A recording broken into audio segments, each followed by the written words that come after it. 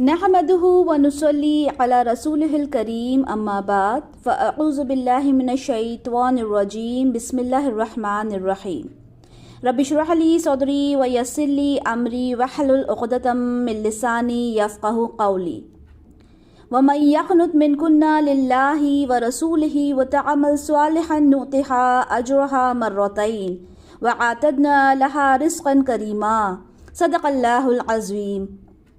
इंशाअल्लाह ताला आज हम पारा नंबर 22 का आगाज़ करेंगे वमन यक़नुत। और अल्हम्दुलिल्लाह हमने जो 21वां पारा था उसमें सूरह अहज़ाब का आगाज़ कर दिया था और उसी को कंटिन्यूएशन में इंशाअल्लाह ताला आज के लेक्चर में हम पढ़ेंगे। जब हमने लास्ट लेक्चर कंप्लीट किया था, जहाँ पे हमने उसको ख़त्म किया था, वहाँ हमने देखा था कि अल्लाह ताला ने जो अज़वाज मुतहरात हैं उनसे अल्लाह ताला मुखातिब हो रहे हैं, और वही चीज़ कंटिन्यूएशन में अब हम देखेंगे इंशाअल्लाह ताला। शुरू करते हैं आयत नंबर 31। और जो कोई तुम में से अल्लाह और उसके रसूल सल्लल्लाहु अलैहि वसल्लम की इताअत पर कारबंद रहेगी और नेक अमल करेगी तो उसे हम दुगना अजर देंगे और उसके लिए हमने इज़्ज़त वाला रिज़्क़ तैयार कर रखा है। अल्लाह ताला अज़वाज मुतहरात के लिए फरमा रहे हैं कि जो अल्लाह और अल्लाह के रसूल की इताअत करेंगी। देखें, रसूलुल्लाह सल्लल्लाहु अलैहि वसल्लम एक रोल मॉडल हैं हम सब के लिए। इसी तरह से उनकी जो अज़वाज हैं, जो उनकी बीवियां हैं, वो हमारे लिए रोल मॉडल हैं। उन्होंने किस तरह से अपनी ज़िंदगी को गुजारा, किस तरह से उनके अंदर जो पेशेंस का लेवल था या बाकी जितनी भी चीज़ें थी, उनके अंदर जो क्वालिटीज़ थी, वही क्वालिटीज़ हमने अपने अंदर लेकर आना है। इसी वजह से अल्लाह ताला इस सूरह में एक कंप्लीट, जो कहते हैं ना, एक कंप्लीट कंपोनेंट, एक कंप्लीट रोल मॉडल यहाँ पे अल्लाह ताला अज़वाज को बना रहे हैं हमारे लिए, ताकि हम उनके नक्श कदम पर चलें, उनके फुट स्टेप्स पर चलें, उनको हम फॉलो करें।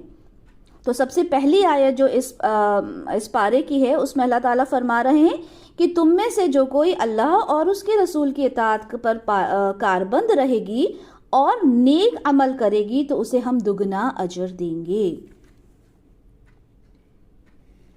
ए नबी सल्लल्लाहु अलैहि वसल्लम की बीवियों, तुम आम औरतों की मानिंद नहीं हो। अगर तुम तक़वा इख्तियार करो तो गुफ्तगू में नरमी पैदा ना किया करो कि वो शख्स जिसके दिल में रोग है वो किसी लालच में पड़ जाए, और बात करो मारूफ अंदाज में। यहाँ पर अल्लाह ताला क्या फरमा रहे हैं कि आप सल्लल्लाहु अलैहि वसल्लम की जो बीवियाँ हैं वो आम औरतों की तरह नहीं हैं। उनको कुछ रूल्स एंड रेगुलेशंस बताए जा रहे हैं, और जैसा मैंने कहा कि वो हमारी रोल मॉडल हैं। तो देखें, जो भी अहकामात उनके लिए आ रहे हैं वो हमें अपनी ज़िंदगी में भी अप्लाई करना है। सबसे पहला हुक्म जो अज़वाज के लिए आ रहा है वो क्या आ रहा है कि अब जब बात करें तो नरमी के साथ ना करें।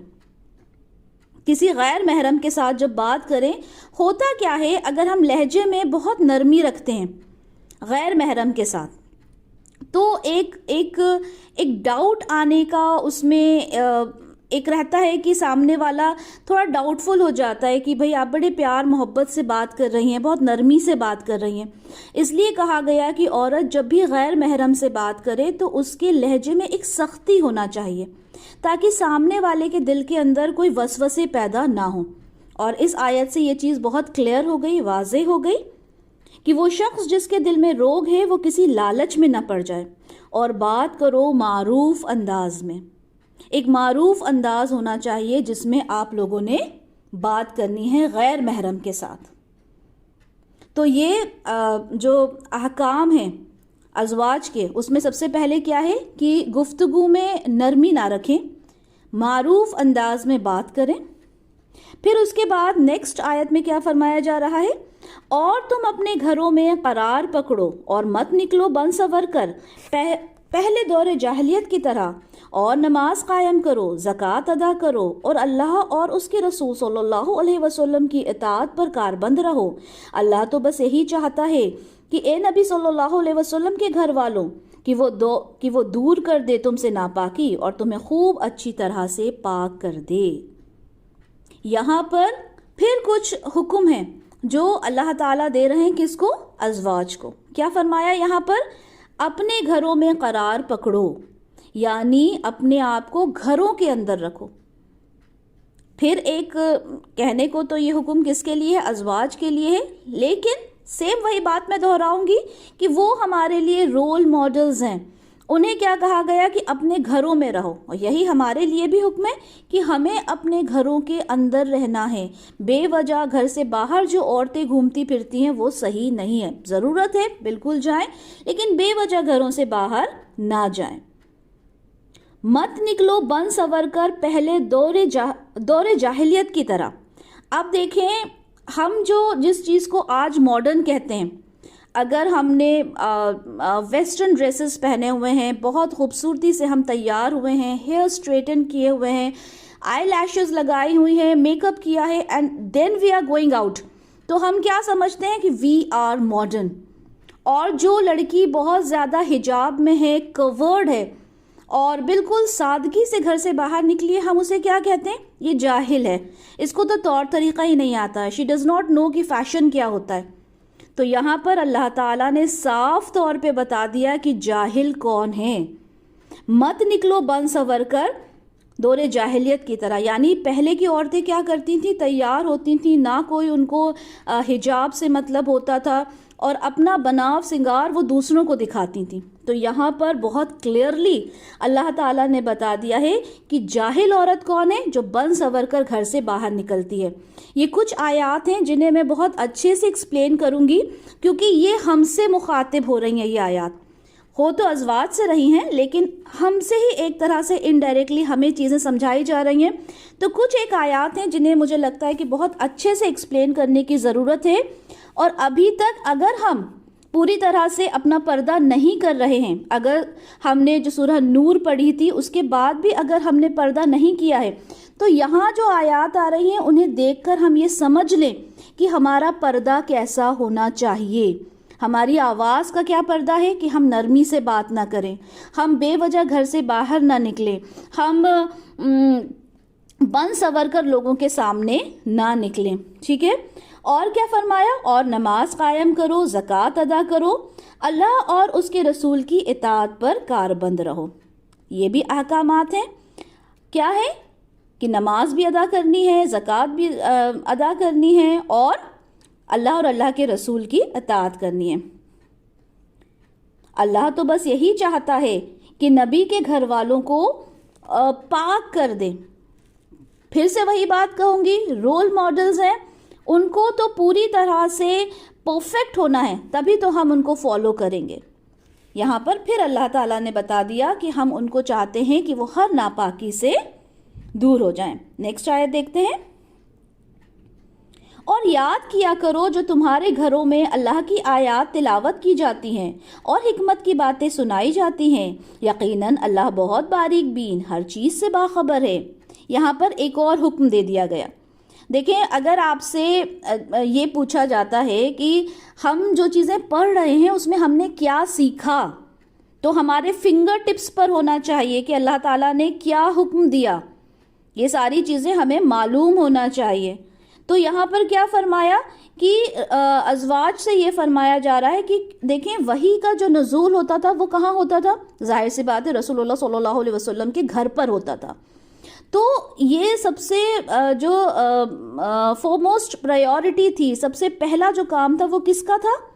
وہ ازواج کا تھا، ان کے گھر والوں کا تھا کہ وہ اس کو یاد کریں، اس کی تلاوت کریں، تاکہ وہ آگے چل کر ان چیزوں کو سمجھا سکیں۔ جیسے کہ ہم جانتے ہیں حضرت عائشہ رضی اللہ تعالیٰ عنہ کے بارے میں کہ سب سے زیادہ احادیث ہمیں ان سے ہی ملتی ہیں۔ تو اللہ تعالیٰ فرما رہے ہیں ازواج سے کہ جو آیات آپ کے پاس آتی ہیں ان کو آپ نے اچھے سے یاد کر لینا ہے۔ نیکسٹ آیت دیکھتے ہیں۔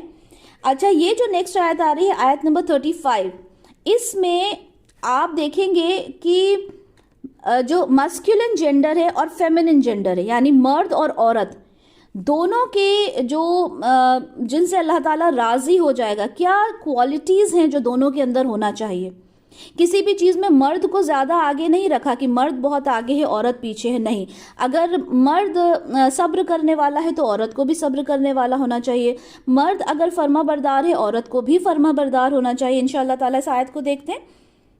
یقیناً مسلمان مرد اور مسلمان عورتیں اور مومن مرد اور مومن عورتیں اور فرما بردار مرد اور فرما بردار عورتیں اور راست باز مرد اور راست باز عورتیں اور صبر کرنے والے مرد اور صبر کرنے والی عورتیں اور خشوع کرنے والے مرد اور خشوع کرنے والی عورتیں اور صدقہ دینے والے مرد اور صدقہ دینے والی عورتیں، روزہ رکھنے والے مرد، روزہ رکھنے والی عورتیں اور اپنی شرمگاہوں کی حفاظت کرنے والے مرد اور اپنی شرمگاہوں کی حفاظت کرنے والی عورتیں اور کثرت سے اللہ کا ذکر کرنے والے مرد اور کثرت سے ذکر کرنے والی عورتیں. اللہ نے ان سب کے لیے مغفرت اور بہت بڑا اجر تیار کر رکھا ہے.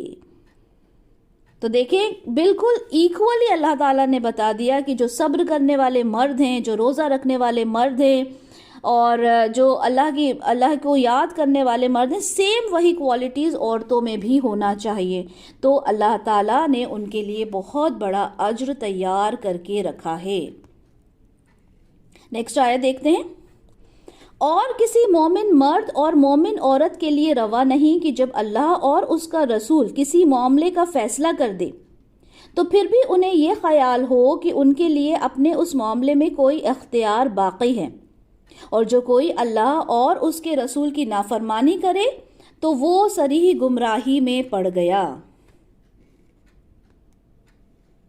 اور اے نبی صلی اللہ علیہ وسلم، جب آپ کہتے تھے اس شخص سے جس پر اللہ نے بھی انعام کیا تھا اور آپ نے بھی انعام کیا تھا کہ اپنی بیوی کو اپنے پاس روکے رکھو اور اللہ سے ڈرو، اور آپ صلی اللہ علیہ وسلم اپنے دل میں چھپائے ہوئے تھے وہ بات جسے ظاہر کرنے والا تھا، اور آپ صلی اللہ علیہ وسلم لوگوں سے ڈرتے رہے، حالانکہ اللہ کا زیادہ حقدار ہے، حالانکہ اللہ اس بات کا زیادہ حقدار ہے کہ آپ اس سے ڈریں.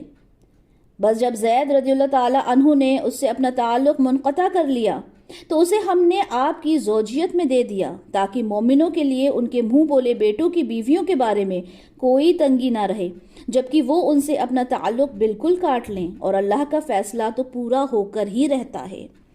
اب دیکھیں یہ جو دو آیات ہم نے پڑھی ہیں، آیت نمبر 36 اور آیت نمبر 37، اس کا پس منظر معلوم ہونا بہت ضروری ہے. حضرت زید، اور ہم یہ آلریڈی لاسٹ لیکچر میں اس کے بارے میں ہم پڑھ چکے ہیں، اور جو ہماری ریگولر سٹوڈنٹس ہیں النساء کی، انہوں نے جب سیرت پڑھی تھی حضرت زینب رضی اللہ تعالیٰ عنہ کی، تب بھی بہت کلیئرلی اس چیز کو ڈیفائن کیا گیا تھا، ایکسپلین کیا گیا تھا. تو اس کا پس منظر ہم یہ سمجھ لیتے ہیں کہ جو حضرت زید رضی اللہ تعالیٰ عنہ تھے وہ آپ صلی اللہ علیہ وسلم کے منہ بولے بیٹے تھے، اور عرب میں یہ کسٹم تھا، یہ ٹریڈیشن تھا کہ جو منہ بولا بیٹا ہوتا تھا وہ جسٹ لائک سگے بیٹے کی طرح ہوتا تھا، اور اس کو وراثت میں بھی حصہ دیا جاتا تھا. تو اللہ تعالیٰ نے کہا کہ نہیں، یہ جو ٹریڈیشن چلتا آ رہا ہے دیٹ از ناٹ گڈ، یہ ہم اس کو چینج کریں گے.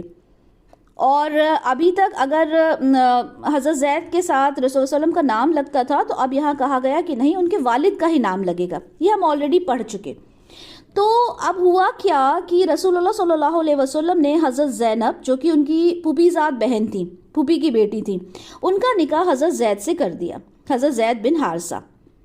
اچھا، اب جو حضرت زینب تھیں وہ بہت اعلیٰ خاندان کی تھیں، حضرت زید بھی اچھے خاندان کے تھے، لیکن ایک غلام کا لیبل ان کے اوپر لگ گیا تھا. کسی نے انہیں بیچ دیا تھا، رسول اللہ صلی اللہ علیہ وسلم نے انہیں اپنے گھر میں انہیں خرید لیا تھا، بہت چھوٹے تھے. اور پھر جب ان کے والد انہیں لینے آئے تھے تو حضرت زید نے جانے سے منع کر دیا تھا، اور اس طرح سے رسول اللہ علیہ وسلم کے ساتھ ہی وہ پلے بڑھے تھے. اور رسول اللہ علیہ وسلم نے یہ اناؤنس کر دیا تھا کہ میں نے اس کو آزاد کر دیا اور اسے اپنا بیٹا بنا لیا.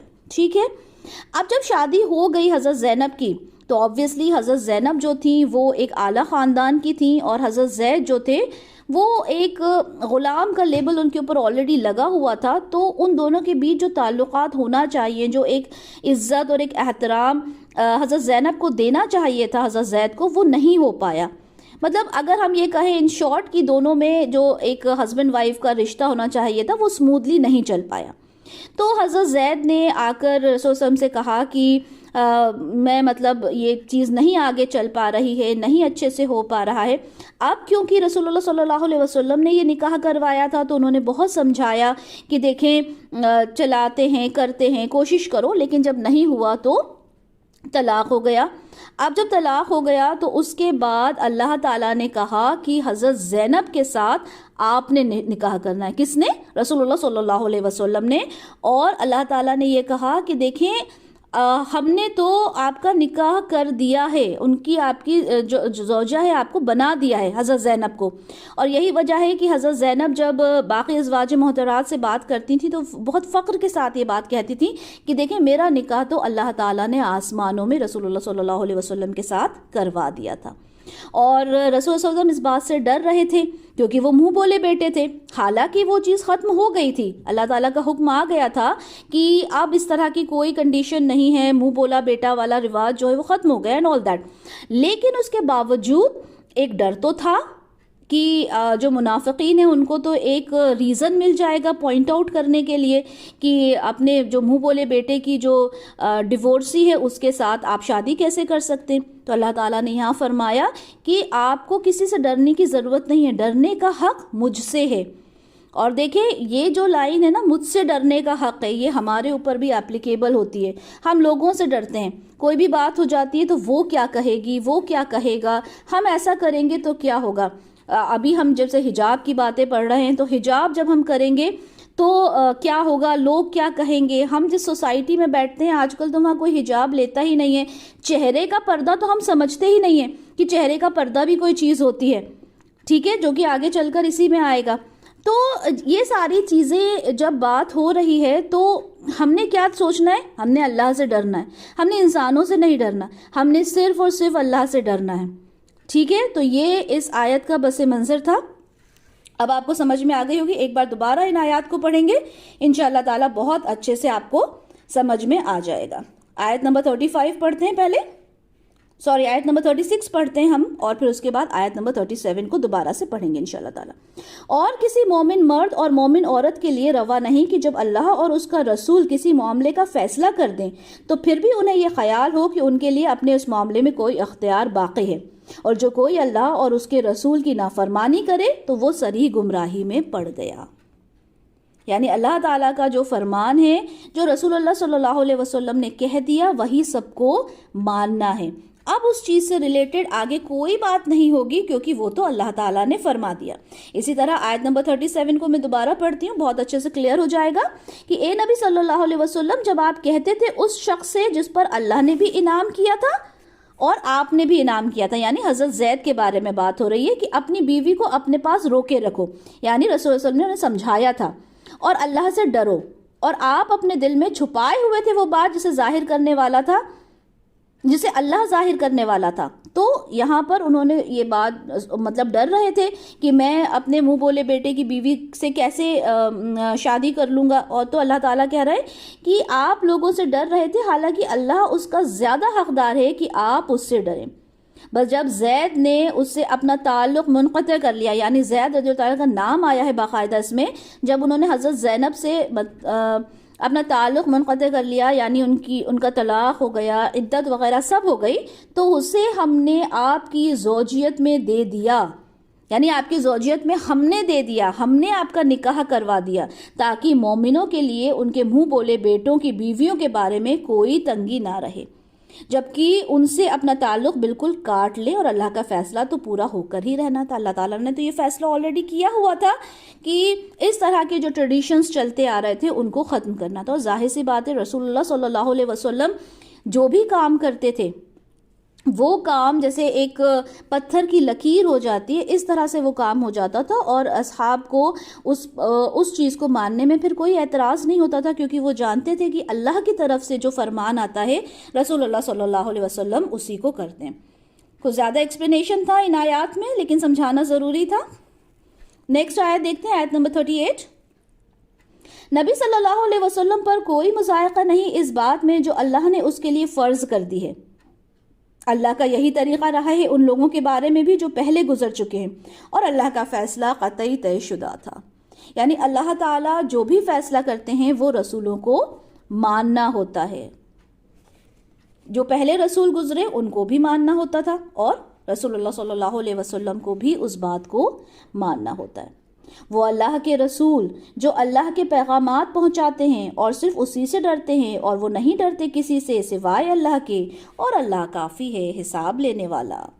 देखो मोहम्मद सल्लल्लाहु अलैहि वसल्लम तुम्हारे मर्दों में से किसी के बाप नहीं हैं, बल्कि आप अल्लाह के रसूल हैं और सब नबियों पर मोहर हैं, और यकीनन अल्लाह हर चीज़ का इल्म रखने वाला है। यहाँ अल्लाह ताला ने क्या डिफ़ाइन कर दिया कि देखो आप सल्लल्लाहु अलैहि वसल्लम किसी भी मर्द के बाप नहीं हैं। स्पेशली मर्दों का नाम क्यों लिया गया?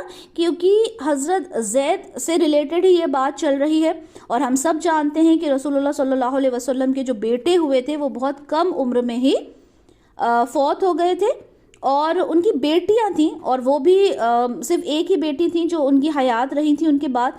तो इस तरह से बेटों के बारे में अगर आता है, मर्दों के बारे में आता है, तो साफ तौर पर कह दिया गया कि रसूलुल्लाह सल्लल्लाहु अलैहि वसल्लम किसी मर्द के बाप नहीं हैं, बल्कि वो तो रसूल हैं और सब नबियों पर मोहर हैं, यानी आखिरी नबी हैं। मोहर लगा दी गई है इस बात पर, क्योंकि अगर वो किसी मर्द के बाप होंगे तो ये नबुव्वत का सिलसिला है वो आगे चल सकता है, जो कि नहीं होना। हम सब जानते हैं कि रसूलुल्लाह सल्लल्लाहु अलैहि वसल्लम आखिरी नबी थे, आखिरी नबी हैं और आखिरी नबी रहेंगे। तो यहाँ पर अल्लाह ताला ने ख़ास मतलब बिल्कुल साफ समझा दिया कि वो किसी भी मर्द, तुम में से किसी भी मर्द के बाप नहीं हैं। या अय्युहल्लज़ीना आमनु उज़्कुरुल्लाह ज़िक्रन कसीरा, ये अहले ईमान अल्लाह का जिक्र किया करो कसरत के साथ, और सुबह और शाम उसकी तस्बीह करते रहो। वही है जो रहमतें भेजता रहता है तुम पर और उसके फरिश्ते भी, ताकि निकाले तुम्हें अंधेरों से रोशनी की तरफ, और अहले ईमान के हक़ में वो बहुत मेहरबान है। अब देखें, ये जो अंधेरे हैं ये क्या है? ये गुमराही के अंधेरे हैं। तो अल्लाह ताला क्या चाहते हैं कि हम रोशनी की तरफ आएँ, यानी जो हिदायत। देखें, कुरान का हर एक लफ्ज़ हमसे बात करता है, उसकी हर एक आयत हमसे बात करती है, उसकी हर एक सूरह हमसे कुछ ना कुछ कहती है, पूरा कुरान हमसे बात करता है। ज़रूरत है तो उसे समझने की। अल्हम्दुलिल्लाह अल्लाह ताला ने हमें ये मौका दिया है कि हम इस कुरान को समझ सकें। तो यहाँ क्या फरमाया जा रहा है कि निकालें तुम्हें अंधेरों से रोशनी की तरफ, यानी जो गुमराहियों में हम रह रहे हैं। और आज भी देखें, आज भी हम देखें तो हम लोग कितनी गुमराही में हैं। हम कितने काम ऐसे करते हैं या अभी तक कर रहे थे या अभी इस वक्त भी कर रहे हैं, जो हम कहते हैं कि सुन्नत से साबित नहीं होता। जब हम चीज़ों को ढूंढते हैं, मालूम करते हैं, जिन्हें हम ट्रेडिशन बना के गुजार रहे हैं ज़िंदगी, और वो चीज़ें है ही नहीं। तो अल्लाह ताला कह रहे हैं कि हम चाहते हैं कि भाई गुमराही से रोशनी की तरफ तुम्हें निकाला जाए, और अहले ईमान के हक़ में वो बहुत मेहरबान है। यानी ईमान सबसे इम्पॉर्टेंट चीज़ है। नेक्स्ट आयत देखते हैं, जिस दिन वो उससे मिलेंगे तो उनकी दुआ सलाम होगी, और उसने तैयार कर रखा है उनके लिए बहुत बाइज़्ज़त अज्र। अच्छा, जब ये आयत पढ़ते हैं ना तो दिल को सुकून आता है कि वो क्या मंज़र होगा जो अल्लाह ताला ने, वो कौन सी जन्नत होगी जो अल्लाह ताला ने हमें तैयार करके हमें दी होगी। तो बहुत खूबसूरत आयत होती हैं जिससे हमारा जो दिल है ना वो खुश हो जाता है। नेक्स्ट आयत देखते हैं, ए नबी सल्लल्लाहु अलैहि वसल्लम, यकीनन हमने भेजा है आपको गवाह बनाकर और बशारत देने वाला और ख़बरदार कर देने वाला। अब तक ये आयत आप लोग बहुत अच्छे से समझ गए होंगे कि रसूलुल्लाह सल्लल्लाहु अलैहि वसल्लम जहाँ पर आपको खुशखबरी देते हैं वहीं आपको डराते भी हैं, यानी जन्नत की खुशखबरी और दोज़ख की, जहन्नुम की से डराते हैं। और अल्लाह की तरफ बुलाने वाला उसके हुक्म से, और एक रोशन चिराग बनाकर। अल्लाह ताला ने एक रोशन चिराग बनाकर रसूलुल्लाह सल्लल्लाहु अलैहि वसल्लम को हमारे पास भेजा है। और आप सल्लल्लाहु अलैहि वसल्लम अहले ईमान को बशारत दे दीजिए कि उनके लिए अल्लाह की तरफ से बहुत बड़ा फजल है, और आप उन काफिरों और मुनाफिकों की बातों पर ध्यान न दें और उनकी ईज़ा रसानी को नज़रअंदाज कर दें, और अल्लाह पर तवक्कल करें, और अल्लाह काफ़ी है आपके लिए मददगार के तौर पर। ہم نے پہلے بھی دیکھا کہ اللہ تعالیٰ کس طرح سے آپ صلی اللہ علیہ وسلم کو تسلی دیا کرتے تھے کہ دیکھیں یہ جو منافق ہیں، یہ کافر ہیں، یہ آپ کو کسی بھی طرح سے اگر آپ کو پریشان کرتے ہیں تو آپ ان کو نظر انداز کر دیں، ان کی باتوں کو نہ سنیں، ان کو دل سے نہ لگائیں، بلکہ اللہ تعالیٰ کے اوپر توکل رکھیں۔ پھر سے یہی بات کہوں گی کہ تعویل خاص میں اگر ہم قرآن کو پڑھیں گے تو قرآن ہم سے کبھی بات نہیں کرے گا۔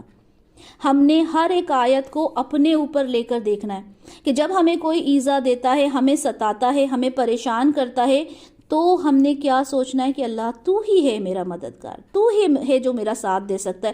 مجھے دیکھو، مجھے یہ لوگ پریشان کر رہے ہیں اللہ تعالیٰ، لیکن اگر آپ کا ساتھ ہے تو میں ان ساری چیزوں سے نکل کے باہر آ سکتی ہوں۔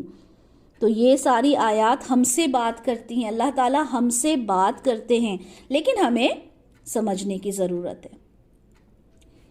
اے اہل ایمان، جب تم مومن خواتین سے نکاح کرو پھر انہیں طلاق دے دو قبل اس کے کہ انہیں چھوؤ، تو تمہاری طرف سے ان پر کوئی عدت لازم نہیں ہے جس کی تم انہیں گنتی پوری کرواؤ، بس انہیں کچھ دے دلا کر بڑی خوبصورتی کے ساتھ رخصت کر دو۔ ایک بہت بڑا یہاں پر ایک چیز ڈیفائن کر دی گئی ہے جو ہمارے علم میں ہونا چاہیے، کہ اللہ تعالیٰ فرما رہے ہیں کہ جب تمہارا نکاح ہوا کسی سے اور اس نکاح کے بعد تمہارے ساتھ کوئی تعلقات نہیں ہوئے تمہاری بیوی کے، ٹھیک ہے، کوئی ریلیشن شپ نہیں بنا، اور پھر تمہارا طلاق ہو جاتا ہے، تو اس کیس میں کوئی عدت نہیں ہوتی۔ ٹھیک ہے، دوبارہ سے بولتی ہوں کہ اگر کوئی ریلیشن شپ ڈیولپ نہیں ہوا ہسبینڈ اینڈ وائف کا اور طلاق ہو جاتی ہے تو اس ڈیوریشن میں کیا ہوگا، کسی طرح کی عدت نہیں ہوگی۔ اور مہر کے بارے میں بھی یہ ہے کہ کچھ تھوڑا بہت دے کے، مطلب جو مہر مقرر ہوا ہے تو اس میں سے تھوڑا بہت کچھ دے کر اور رخصتی کے مطلب ان کو خوبصورتی کے ساتھ انہیں رخصت کرو، یعنی کوئی لڑائی جھگڑا نہیں، کوئی بری بات نہیں، بلکہ اچھے سے ان کو رخصت کر دو۔ اگر مہر مقرر ہو چکا ہو اور کوئی آپ کا ریلیشن بنا، اس سے پہلے ہی طلاق کی نوبت آ جائے تو اس صورت میں مرد کے لیے آدھے مہر کی ادائیگی لازمی ہوگی۔ ٹھیک ہے، جب اس آیت کی تفسیر ہم دیکھتے ہیں تو اس میں ہے کہ اگر پہلے سے مقرر ہو گیا ہے مہر تو اس کا آدھا جو ہوگا وہ دے کر ان کو روانہ کر دیا جائے گا۔ تو یہ بہت امپورٹنٹ چیز ہے جو ہماری نالج میں ہونا چاہیے۔ نیکسٹ آیت دیکھتے ہیں۔ اے نبی صلی اللہ علیہ وسلم، ہم نے آپ کے لیے حلال ٹھہرایا ہے آپ کی ان تمام ازواج کو جن کے مہر آپ نے ادا کیے ہیں، اور ان کو بھی جو آپ کی ملک یمین یعنی باندیاں ہیں، ان سے جو اللہ نے آپ کو بطور فے عطا کی۔ اسی طرح آپ صلی اللہ علیہ وسلم کو نکاح کرنا جائز ہے اپنے چچا کی بیٹیوں سے، اپنی پھوپھی کی بیٹیوں سے، اپنی ماموؤں کی بیٹیوں سے، اپنی خالاؤں کی بیٹیوں سے جنہوں نے آپ کے ساتھ ہجرت کی، اور وہ مومن عورت بھی جو ہبہ کر کے اپنا آپ نبی صلی اللہ علیہ وسلم کے لیے، اور وہ مومن عورت بھی جو ہبہ کرے اپنا آپ نبی صلی اللہ علیہ وسلم کے لیے، اور اگر نبی صلی اللہ علیہ وسلم اسے اپنے نکاح میں لانا چاہیں۔ یہ رعایت خالص آپ صلی اللہ علیہ وسلم کے لیے ہے، مومنوں سے علیحدہ۔ ہمیں خوب معلوم ہے جو ہم نے ان عام مسلمانوں پر ان کی بیویوں اور ان کی باندیوں کے ضمن میں فرض کیا ہے تاکہ آپ صلی اللہ علیہ وسلم پر کوئی تنگی نہ رہے، اور اللہ بہت بخشنے والا، نہایت رحم کرنے والا ہے۔ دیکھیں، اللہ تعالیٰ نے رسول اللہ صلی اللہ علیہ وسلم کو کچھ چیزیں ہیں جو اسپیشلی ان کو دی ہیں، یعنی ہر مومن کو نہ دے کر کچھ چیزیں اسپیشلی رسول اللہ صلی اللہ علیہ وسلم کو دی گئی ہیں۔ اس میں سے جیسے کہ باقی سب کو 4 بیویوں کی اجازت تھی کہ صرف 4 بیویاں وہ کر سکتے ہیں، رسول اللہ صلی اللہ علیہ وسلم کو یہ جو ایک ایکسیڈ کیا تھا، جو لمٹ ایکسیڈ کی تھی جو وائفز کی، اس کا ریزن بھی تھا نا، اس کا ریزن یہ تھا، جیسے ہم حضرت عائشہ کو دیکھتے ہیں کہ انہوں نے سب سے زیادہ ان سے احادیث ہمیں ملتی ہیں، ٹھیک ہے، اسی طرح سے کئی رشتے ایسے ہوئے ان کے جو 2 قبائل کے بیچ میں دوستی کا سبب بنے اور اس سے اسلام کو آگے بڑھایا گیا۔ تو ہر ایک جو جس طرح سے ابھی ہم نے پڑھا حضرت زید کے ساتھ حضرت زید کا پڑھا کہ حضرت زینب کے ساتھ ان کا رشتہ ہوا، کیوں ہوا؟ تاکہ وہ جو منہ بولا والا جو کانسیپٹ تھا اسے ختم کر دیا جائے. تو یہ ایک ایکسیپشن جو ہے وہ صرف رسول اللہ صلی اللہ علیہ وسلم کو دی گئی تھی, باقی مومنوں کو نہیں دی گئی. تو اس میں فرمایا گیا کہ جو مہر دے کر, یعنی جو آپ کے نکاح میں آئی ہیں آپ کی بیویاں جن کا آپ نے مہر ادا کر دیا, وہ آپ کے اوپر حلال ہیں. اس کے بعد جو آپ کی ملک یمین ہے, یعنی آپ کی ملکیت ہیں, آپ کی جو باندیاں ہیں, وہ بھی آپ کے اوپر حلال ہیں. اسی طرح سے بتا دیا کہ جو آپ کی پھوپھی کی بیٹی ہیں, ماموں کی, چچا کی, خالہ کی, یہ بیٹیاں بھی آپ کے اوپر حلال ہیں. اور وہ بھی جنہوں نے آپ کے ساتھ ہجرت کی, جو آپ کے ساتھ آئی ہیں, وہ آپ کے ساتھ حلال ہیں.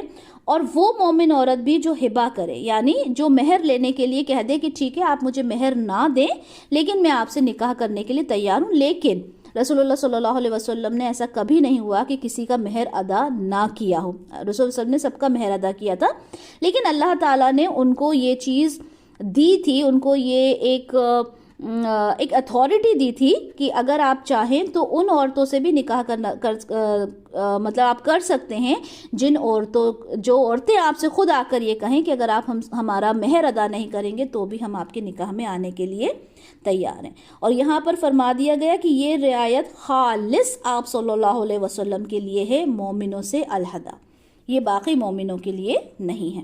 ان کے لیے الگ جو ان کے جو رولز اینڈ ریگولیشنز ہیں وہ الگ ہیں, جو بہت اچھے سے ڈیفائن کر دیے گئے ہیں, لیکن یہ صرف رسول اللہ صلی اللہ علیہ وسلم کے لیے ہے.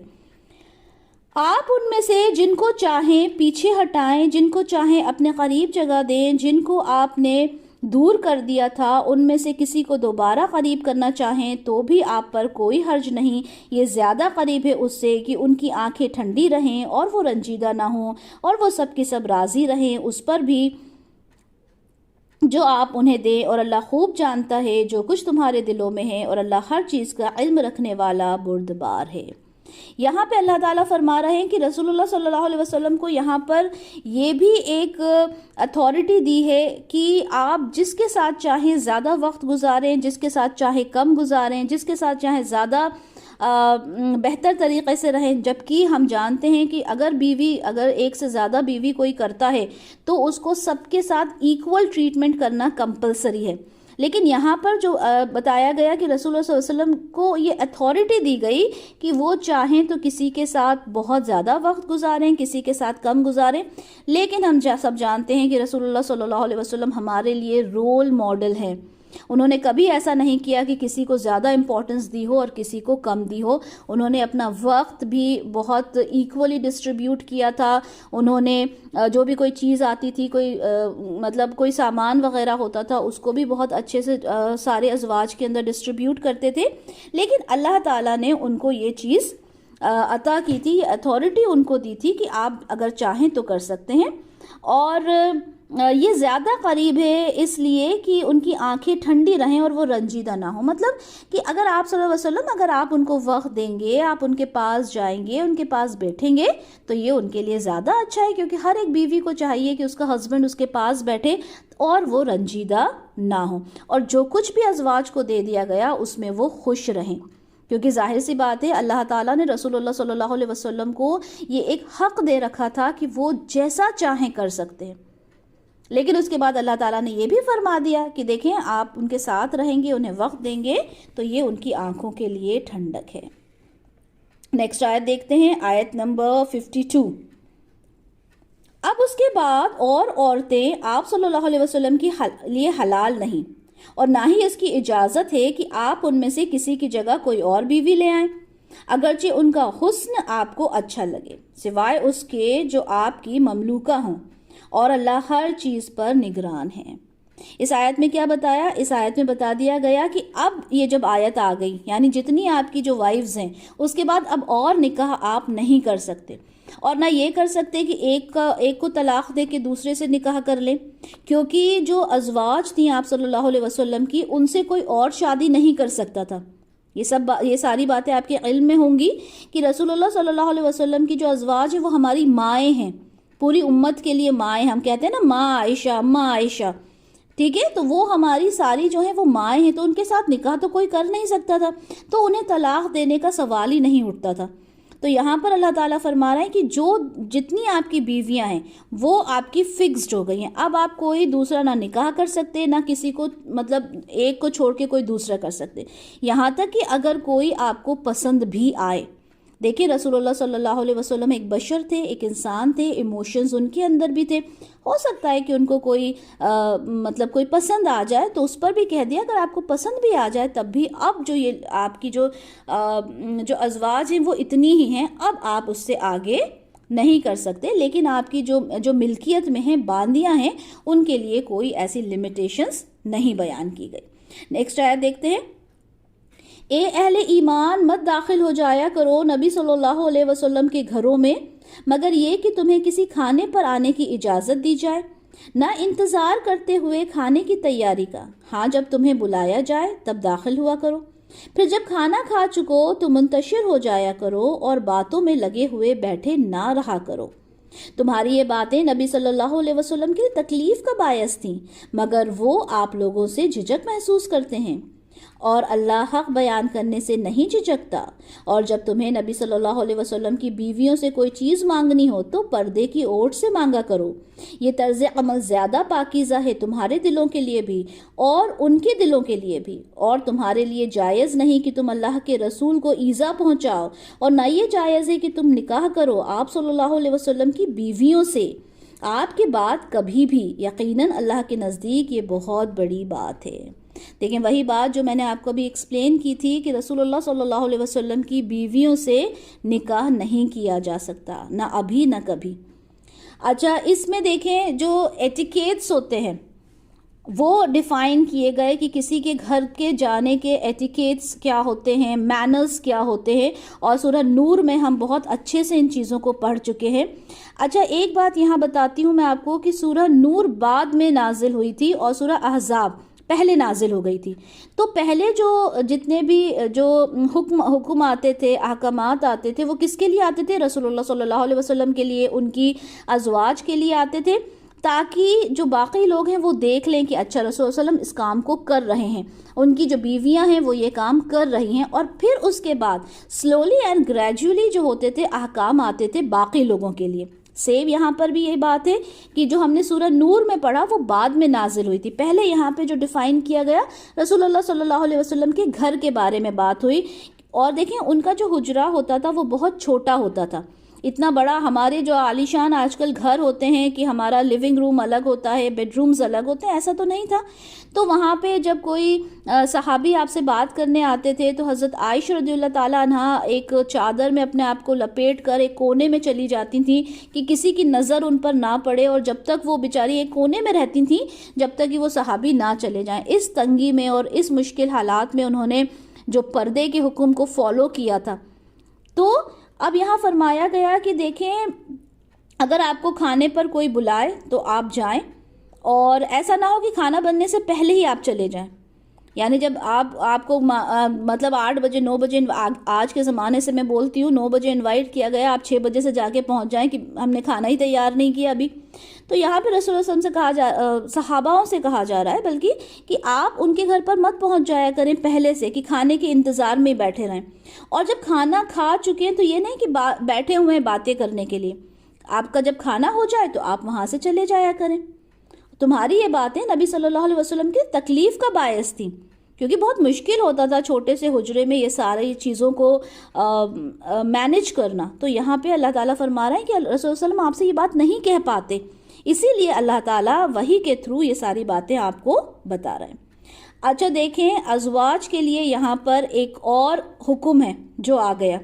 کیا آیا ہے کہ جب تمہیں نبی صلی اللہ علیہ وسلم کی بیویوں سے کوئی چیز مانگنی ہو تو پردے کی اوٹ سے مانگو. پردے کا جو حکم ہے وہ کمپلیٹلی یہاں پہ ڈیفائن کر دیا گیا کہ غیر محرم کے سامنے نہیں آنا، بالکل اپنا چہرہ تک ان کو نہیں دکھانا، ان کے سامنے نہیں آنا. اللہ تعالیٰ ہم سب کو یہ توفیق دے کہ ہمارے اندر جو یہ پردے کا جو حکم ہے نا وہ ہم پوری طرح سے اپنے اندر اڈاپٹ کر لیں، ہم اس حکم پہ چلنے والے بن جائیں جو اللہ تعالیٰ نے قرآن میں فرمایا کہ جب تم سے جو غیر محرم بات کریں تو کیسے بات کرنا ہے؟ پردے کی اوٹ میں بات کرنا ہے. یہاں پر ایک بات کہوں گی میں کہ جو ہم لوگ کہتے ہیں نا کہ پردہ تو آنکھوں کا ہوتا ہے، پردہ تو دل کا ہوتا ہے، اور اس طرح کے جو ہم ایکسکیوزز بناتے ہیں، کیا ہمارا کیریکٹر ازواج محترات سے بہتر ہو سکتا ہے؟ کیا ہمارے جو مرد حضرات ہیں، کیا ان کا کیریکٹر صحابہ سے بہتر ہو سکتا ہے؟ نہیں ہو سکتا نا. کمپیئر کرنا بھی بہت بری بات ہے، لیکن ایک ایگزامپل کے تھرو بتا رہی ہوں کہ کیا ایسا ہو سکتا ہے؟ نہیں ہو سکتا. تو دیکھیے یہاں پر اللہ تعالیٰ ازواج کے لیے کہہ رہے ہیں، رسول اللہ صلی اللہ علیہ وسلم کی بیویوں کے لیے کہہ رہے ہیں کہ جب ان سے کچھ کام ہو یا آپ سے وہ کچھ مانگیں تو پردے کی اوٹ سے ان سے مانگا کرو. یہ طرز عمل زیادہ پاکیزہ ہے تمہارے دلوں کے لیے بھی، اور جو صحابہ ہیں ان کے دلوں کے لیے بھی. اور تمہارے لیے جائز نہیں کہ تم اللہ کے رسول کو ایذا پہنچاؤ، اور نہ یہ جائز ہے کہ تم نکاح کرو آپ کی بیویوں سے آپ کے بعد کبھی بھی. یقیناً اللہ کے نزدیک یہ بہت بڑی بات ہے. نیکسٹ آیت دیکھتے ہیں.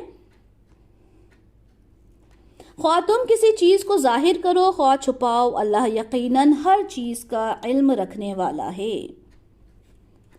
کوئی حرج نہیں ان ازواج نبی صلی اللہ علیہ وسلم پر ان کے باپوں کے معاملے میں، اور نہ کوئی حرج ہے ان کے بیٹوں کے بارے میں، اور نہ ان کے بھائیوں کے بارے میں، نہ ان کے بھائیوں کے بیٹوں کے بارے میں، نہ ان کی بہنوں کے بیٹوں کے بارے میں، نہ ان کی جان پہچان کی عورتوں کے بارے میں، نہ ہی ان کی ملک یمین کے بارے میں. اور اے نبی صلی اللہ علیہ وسلم کی بیویوں، تم اللہ سے ڈرتی رہو، یقیناً اللہ ہر چیز پر گواہ ہے. اب یہاں پر اس آیت میں محرم بتا دیے گئے کہ ایک عورت کے کون سے محرم ہیں. یعنی یہ جتنی کنڈیشنز بتائیں کہ ایسے آؤ اور کھانے سے پہلے مت آؤ، جلدی چلے جاؤ، یہ ساری جو کنڈیشنز ہیں، اجازت لے کر آؤ، تو یہ محرم کے لیے نہیں ہے. محرم کون ہے؟ بتا دیے گئے باپ، بیٹے، بھائی اور بھتیجے، بھانجے، اور آپ کی جو جان پہچان کی عورتیں. یہاں پر جب میں اس کی تفسیر کر رہی تھی تو یہ چیز میری نظر میں آئی کہ جان پہچان کی عورتیں، یعنی جو غیر آپ کی جن کو آپ پہچانتے نہیں ہو، ان عورتوں سے بھی آپ مطلب ایک طرح کا آپ کا پردہ ہونا چاہیے. ایسا نہیں کہ کوئی بھی آپ کے گھر میں گھسا چلا رہا ہے، خواہ وہ عورتیں ہی کیوں نہ ہوں، کیونکہ یہاں کیا فرمایا گیا؟ جان پہچان کی عورتوں کے بارے میں. تو یہ ساری باتیں ہیں جو ہم نے نوٹ ڈاؤن کرنی ہے کہ دیکھیں کہ جو جان پہچان کی عورتیں ان کے ہی لیے ہے کہ آپ مطلب گھر کے اندر آ جائیں، بنا کسی اس کے آ سکتی ہیں. اور جو آپ کی باندیاں ہیں وہ تو ان سب کے بارے میں ہے کہ وہ آپ کے گھر میں آ جا سکتے ہیں. اب محرم بتا دیے گا یہاں پر کہ محرم کون ہے آپ کے. یقیناً اللہ اور اس کے فرشتے رحمتیں نازل کرتے ہیں نبی صلی اللہ علیہ وسلم پر. اے ایمان والو تم بھی آپ صلی اللہ علیہ وسلم پر رحمتیں اور سلام بھیجا کرو. یقیناً وہ لوگ جو ایذا پہنچاتے ہیں اللہ اور اس کے رسول کو، اللہ نے لعنت کی ہے ان پر دنیا میں بھی اور آخرت دونوں میں، اور ان کے لیے اس نے اہانت امیز عذاب تیار کر رکھا ہے. اور وہ لوگ جو ایذا پہنچاتے ہیں مومن مردوں کو اور مومن عورتوں کو بغیر اس کے کہ انہوں نے کسی گناہ کا ارتکاب کیا ہو، تو انہوں نے اپنے سر بہتان اور صریح گناہ کا بوجھ لے لیا ہے. اب دیکھیں رسول اللہ صلی اللہ علیہ وسلم کو اگر ایذا پہنچاتے ہیں تو ظاہر سی بات ہے اللہ تعالیٰ کا غضب ہوگا، ان کے اوپر لعنت ہوگی. لیکن مومن مرد اور مومن عورتوں کو بھی اگر بے وجہ ان کے اوپر کوئی بہتان لگایا جاتا ہے، ان کے اوپر آج بھی ہم دیکھیں کہ کتنی خواتین ایسی ہوتی ہیں جو بہت پاک باز ہوتی ہیں لیکن ان کے اوپر کسی طرح کی تہمت لگا دی جاتی ہے، تو ایسا بھی کرنے پر اللہ تعالیٰ کا غضب ان کے اوپر نازل ہوگا. نیکسٹ آیت دیکھتے ہیں. اے نبی صلی اللہ علیہ وسلم اپنی بیویوں، اپنی بیٹیوں اور اہل ایمان خواتین سے کہہ دیں کہ وہ اپنے اوپر اپنی چادروں کا ایک حصہ لٹکا لیا کریں، یہ اس سے نزدیک تر ہے کہ وہ پہچان لی جائیں تو انہیں کوئی ایذا نہ پہنچائی جائے، اور اللہ بہت بخشنے والا نہایت رحم کرنے والا ہے. یہاں پر دیکھیں بہت ہی اچھے سے ڈیفائن کر دیا گیا کہ جب گھر سے باہر نکلیں تو ہمارا جو حساب ہے وہ کیا ہونا چاہیے. گھر سے جب باہر جائیں تو ایک بڑی سی چادر ہونا چاہیے. ٹھیک ہے، سورہ نور میں ہم نے آلریڈی یہ چیز پڑھی تھی کہ خمار یوز کیا تھا وہاں پہ ورڈ کی، جو خمار ہو اس کو آپ نے لینا ہے اور اپنے سینوں کو ڈھانک لینا ہے. یہ ہم آلریڈی پڑھ چکے تھے. یہاں پر جو لفظ آیا ہے وہ ہے جلباب، یعنی بڑی چادر کو جلباب کہا جاتا ہے، اور اسے اپنے آگے لٹکا لیا کریں. آگے لٹکا لیا کریں، ان دا سینس اپنے چہرے کی اوٹ اس سے کر لیا کریں، کیونکہ پہلے بھی جو عرب عورتیں تھیں وہ جتنی اچھے خاندان کی ہوتی تھیں اتنا اچھا وہ چادر جو تھی وہ لیا کرتی تھیں، اتنے ہی اچھے سلیقے سے چادر کو لے لیا کرتی تھیں. لیکن یہاں پر کیا حکم آ گیا کہ وہ اپنی چادروں کا ایک حصہ اپنے اوپر لٹکا لیا کریں، یعنی اپنے چہروں کو وہ کور کر لیا کریں. اور یہاں سے دیکھیں یہ چیز کا پتہ چلتا ہے، کیونکہ ظاہر سی بات ہے جو ان کا جو چادر انہوں نے لیا ہے، جو جلباب انہوں نے لی ہے، وہ تو بہت اچھے سے انہوں نے آلریڈی لی ہوئی تھی اور وہ پہلے بھی لیتی تھیں. اب اس کے اندر یہ جو اضافہ کیا ہے کہ ایک حصہ لٹکا لیا کریں اپنے آگے، تو اس کا مطلب کیا ہوا کہ اپنے چہروں کو، اور ساری تفسیر میں اس کا مطلب یہی نکل کے آتا ہے کہ اپنے چہروں کو کور کر لیا کریں. اس زمانے میں چہرہ ڈھانک لیا کریں، اپنے آگے کر لیا کریں، جیسے نارملی ہم گھونگھٹ جس کو بولتے ہیں اس طرح سے اپنے چہرے کے اوپر کر لیا کریں. آج جب ہم اس کو آج کے دور میں لیتے ہیں تو ہم اسے حجاب، ہمارے جو نوز پیس ہوتے ہیں، جس طرح سے ہم اپنے چہرے کو کور کرتے ہیں ہم وہ کنسیڈر کر سکتے ہیں. ٹھیک ہے، تو اس زمانے میں کہا گیا کہ اپنی چادروں کا ایک حصہ اپنے اوپر لٹکا لیا کریں. اور یہ کس کے لیے ہے؟ رسول اللہ صلی اللہ علیہ وسلم کی بیویوں کے لیے، بیٹیوں کے لیے اور اہل ایمان خواتین کے لیے، یعنی یہ چیز سب کے لیے بتا دی گئی. تو اس چیز کو بہت اچھے سے سمجھنا ہے کیونکہ یہ ہمارے آج کی ضرورت ہے. نیکسٹ آیت دیکھتے ہیں. اگر باز نہ آئے یہ منافق اور وہ لوگ جن کے دلوں میں روگ ہے اور جو مدینہ میں سنسنی پھیلانے والے ہیں، تو اے نبی صلی اللہ علیہ وسلم ہم آپ کو ان پر اکسا دیں گے، پھر وہ آپ کے پڑوسی بن کر اس شہر میں نہیں رہ سکیں گے مگر بہت تھوڑا عرصہ. یعنی کیا کرتے تھے وہ لوگ جو منافق تھے یا جو مشرکین مکہ تھے، وہ کیا کرتے تھے؟ آپ صلی اللہ علیہ وسلم کو ایذا پہنچاتے تھے. تو اللہ تعالیٰ کہہ رہے ہیں کہ اب اللہ تعالیٰ کو ایک طرح سے غصہ آیا اور انہوں نے کہا کہ دیکھیں اب اگر انہوں نے اب ایسا کیا تو ہم آپ کو ان کے اوپر غالب کر دیں گے اور ان کو آپ کے شہر کے آس پاس بھی نہیں رہنے دیں گے. آپ کا ان کو پڑوسی بنانے کے لیے بھی ہم انہیں یہاں پر نہیں رہے، یہ لوگ نہیں رہیں گے ایز اے پڑوسی بھی، اب آپ کے یہاں پر نہیں رہیں گے اگر یہ لوگ باز نہیں آئے. یہ پھٹکارے ہوئے لوگ ہیں، جہاں بھی جائیں گے پکڑ لیے جائیں گے اور بری طرح قتل کر دیے جائیں گے. اللہ کی یہی سنت رہی ہے ان لوگوں کے بارے میں بھی جو پہلے گزر چکے، اور تم ہرگز نہیں پاؤ گے اللہ کے طریقے میں کوئی تبدیلی. اللہ تعالیٰ تو ہمیشہ سے یہی کرتے آئے ہیں اور ہمیشہ سے یہی کرتے رہیں گے، یہی اللہ تعالیٰ کی سنت ہے. اے نبی صلی اللہ علیہ وسلم، لوگ آپ سے قیامت کے بارے میں پوچھتے ہیں، کہہ دیجئے اس کا علم تو اللہ کے پاس ہے اور تمہیں کیا معلوم شاید کہ قیامت قریب ہی آ چکی ہو. اس طرح کے سوالات جب وہ کیا کرتے تھے تو اللہ تعالیٰ نے کہا کہہ دیں کہ ہو سکتا ہے کہ قیامت آنے ہی والی ہو. بے شک اللہ نے کافروں پر لعنت فرمائی ہے اور ان کے لیے دہکتی ہوئی آگ تیار کر رکھی ہے. وہ اس میں رہیں گے ہمیشہ ہمیشہ، نہیں پائیں گے وہ کوئی حمایتی نہ ہی کوئی مددگار. جس دن ان کے چہرے آگ میں الٹ پلٹ کر دیے جائیں گے، اس وقت وہ کہیں گے ہائے کاش ہم نے اطاعت کی ہوتی اللہ کی اور اطاعت کی ہوتی رسول اللہ صلی اللہ علیہ وسلم کی. اور کہیں گے اے ہمارے پروردگار، ہم نے اپنے سرداروں اور اپنے بڑوں کی اطاعت کی اور انہوں نے ہمیں سیدھے راستے سے بھٹکا دیا. اے ہمارے پروردگار، تو ان کو دگنا عذاب دے اور ان پر لعنت فرما، بہت ہی بڑی لعنت. تو اب فائدہ کیا ہوگا؟ اب چاہے وہ کتنی بھی بد دعائیں دے، اب چاہے کچھ بھی دعائیں کریں، اب کوئی فائدہ نہیں ہوگا نا. یہ تو جب قیامت ہو گئی، آخرت میں پہنچ گئے، وہاں پہ سارے ریزلٹس ڈکلیئر ہو گئے، اب ان کو سمجھ میں آ رہا ہے، تو اب تو کوئی سمجھنے کا فائدہ ہوگا ہی نہیں. اے اہل ایمان، تم ان لوگوں کی مانند نہ ہو جانا جنہوں نے موسیٰ علیہ السلام کو اذیت دی تھی، تو اللہ نے اس کو بری ثابت کر دیا اس بات سے جو انہوں نے کہی تھی، اور وہ اللہ کے نزدیک بڑے مرتبے والا تھا. یہاں لوگوں کو سمجھایا جا رہا ہے، اہل ایمان کو سمجھایا جا رہا ہے کہ دیکھو جس طرح سے موسیٰ علیہ السلام کو جو ماننے والے تھے، جو بنی اسرائیل تھے، انہوں نے کتنی تکلیف پہنچائی موسیٰ علیہ السلام کو، جو ہم بہت اچھے سے پڑھ چکے ہیں. تو یہاں پر فرمایا جا رہا ہے دیکھو جس طرح سے انہوں نے تکلیفیں پہنچائی تھیں اپنے رسول کو، تم لوگ اس طرح کی تکلیفیں اپنے رسول کو مت پہنچانا. اور موسیٰ علیہ السلام تو ایک بہت مرتبہ رکھتے تھے اللہ کے نزدیک. اے اہل ایمان، اللہ کا تقوی اختیار کرو اور بات کیا کرو سیدھی، یعنی سیدھے طریقے سے بات کرنا چاہیے. ایک ہوتا ہے نا انسان کے اندر بہت ایک ٹیڑھی طرح سے جواب دینا، ٹونٹنگ وے میں بات کرنا، تو یہ ساری باتیں اس میں انکلوڈ ہو جاتی ہیں کہ سیدھی بات کریں، چاہے اپنے گھر والوں سے کریں چاہے باہر والوں سے کریں.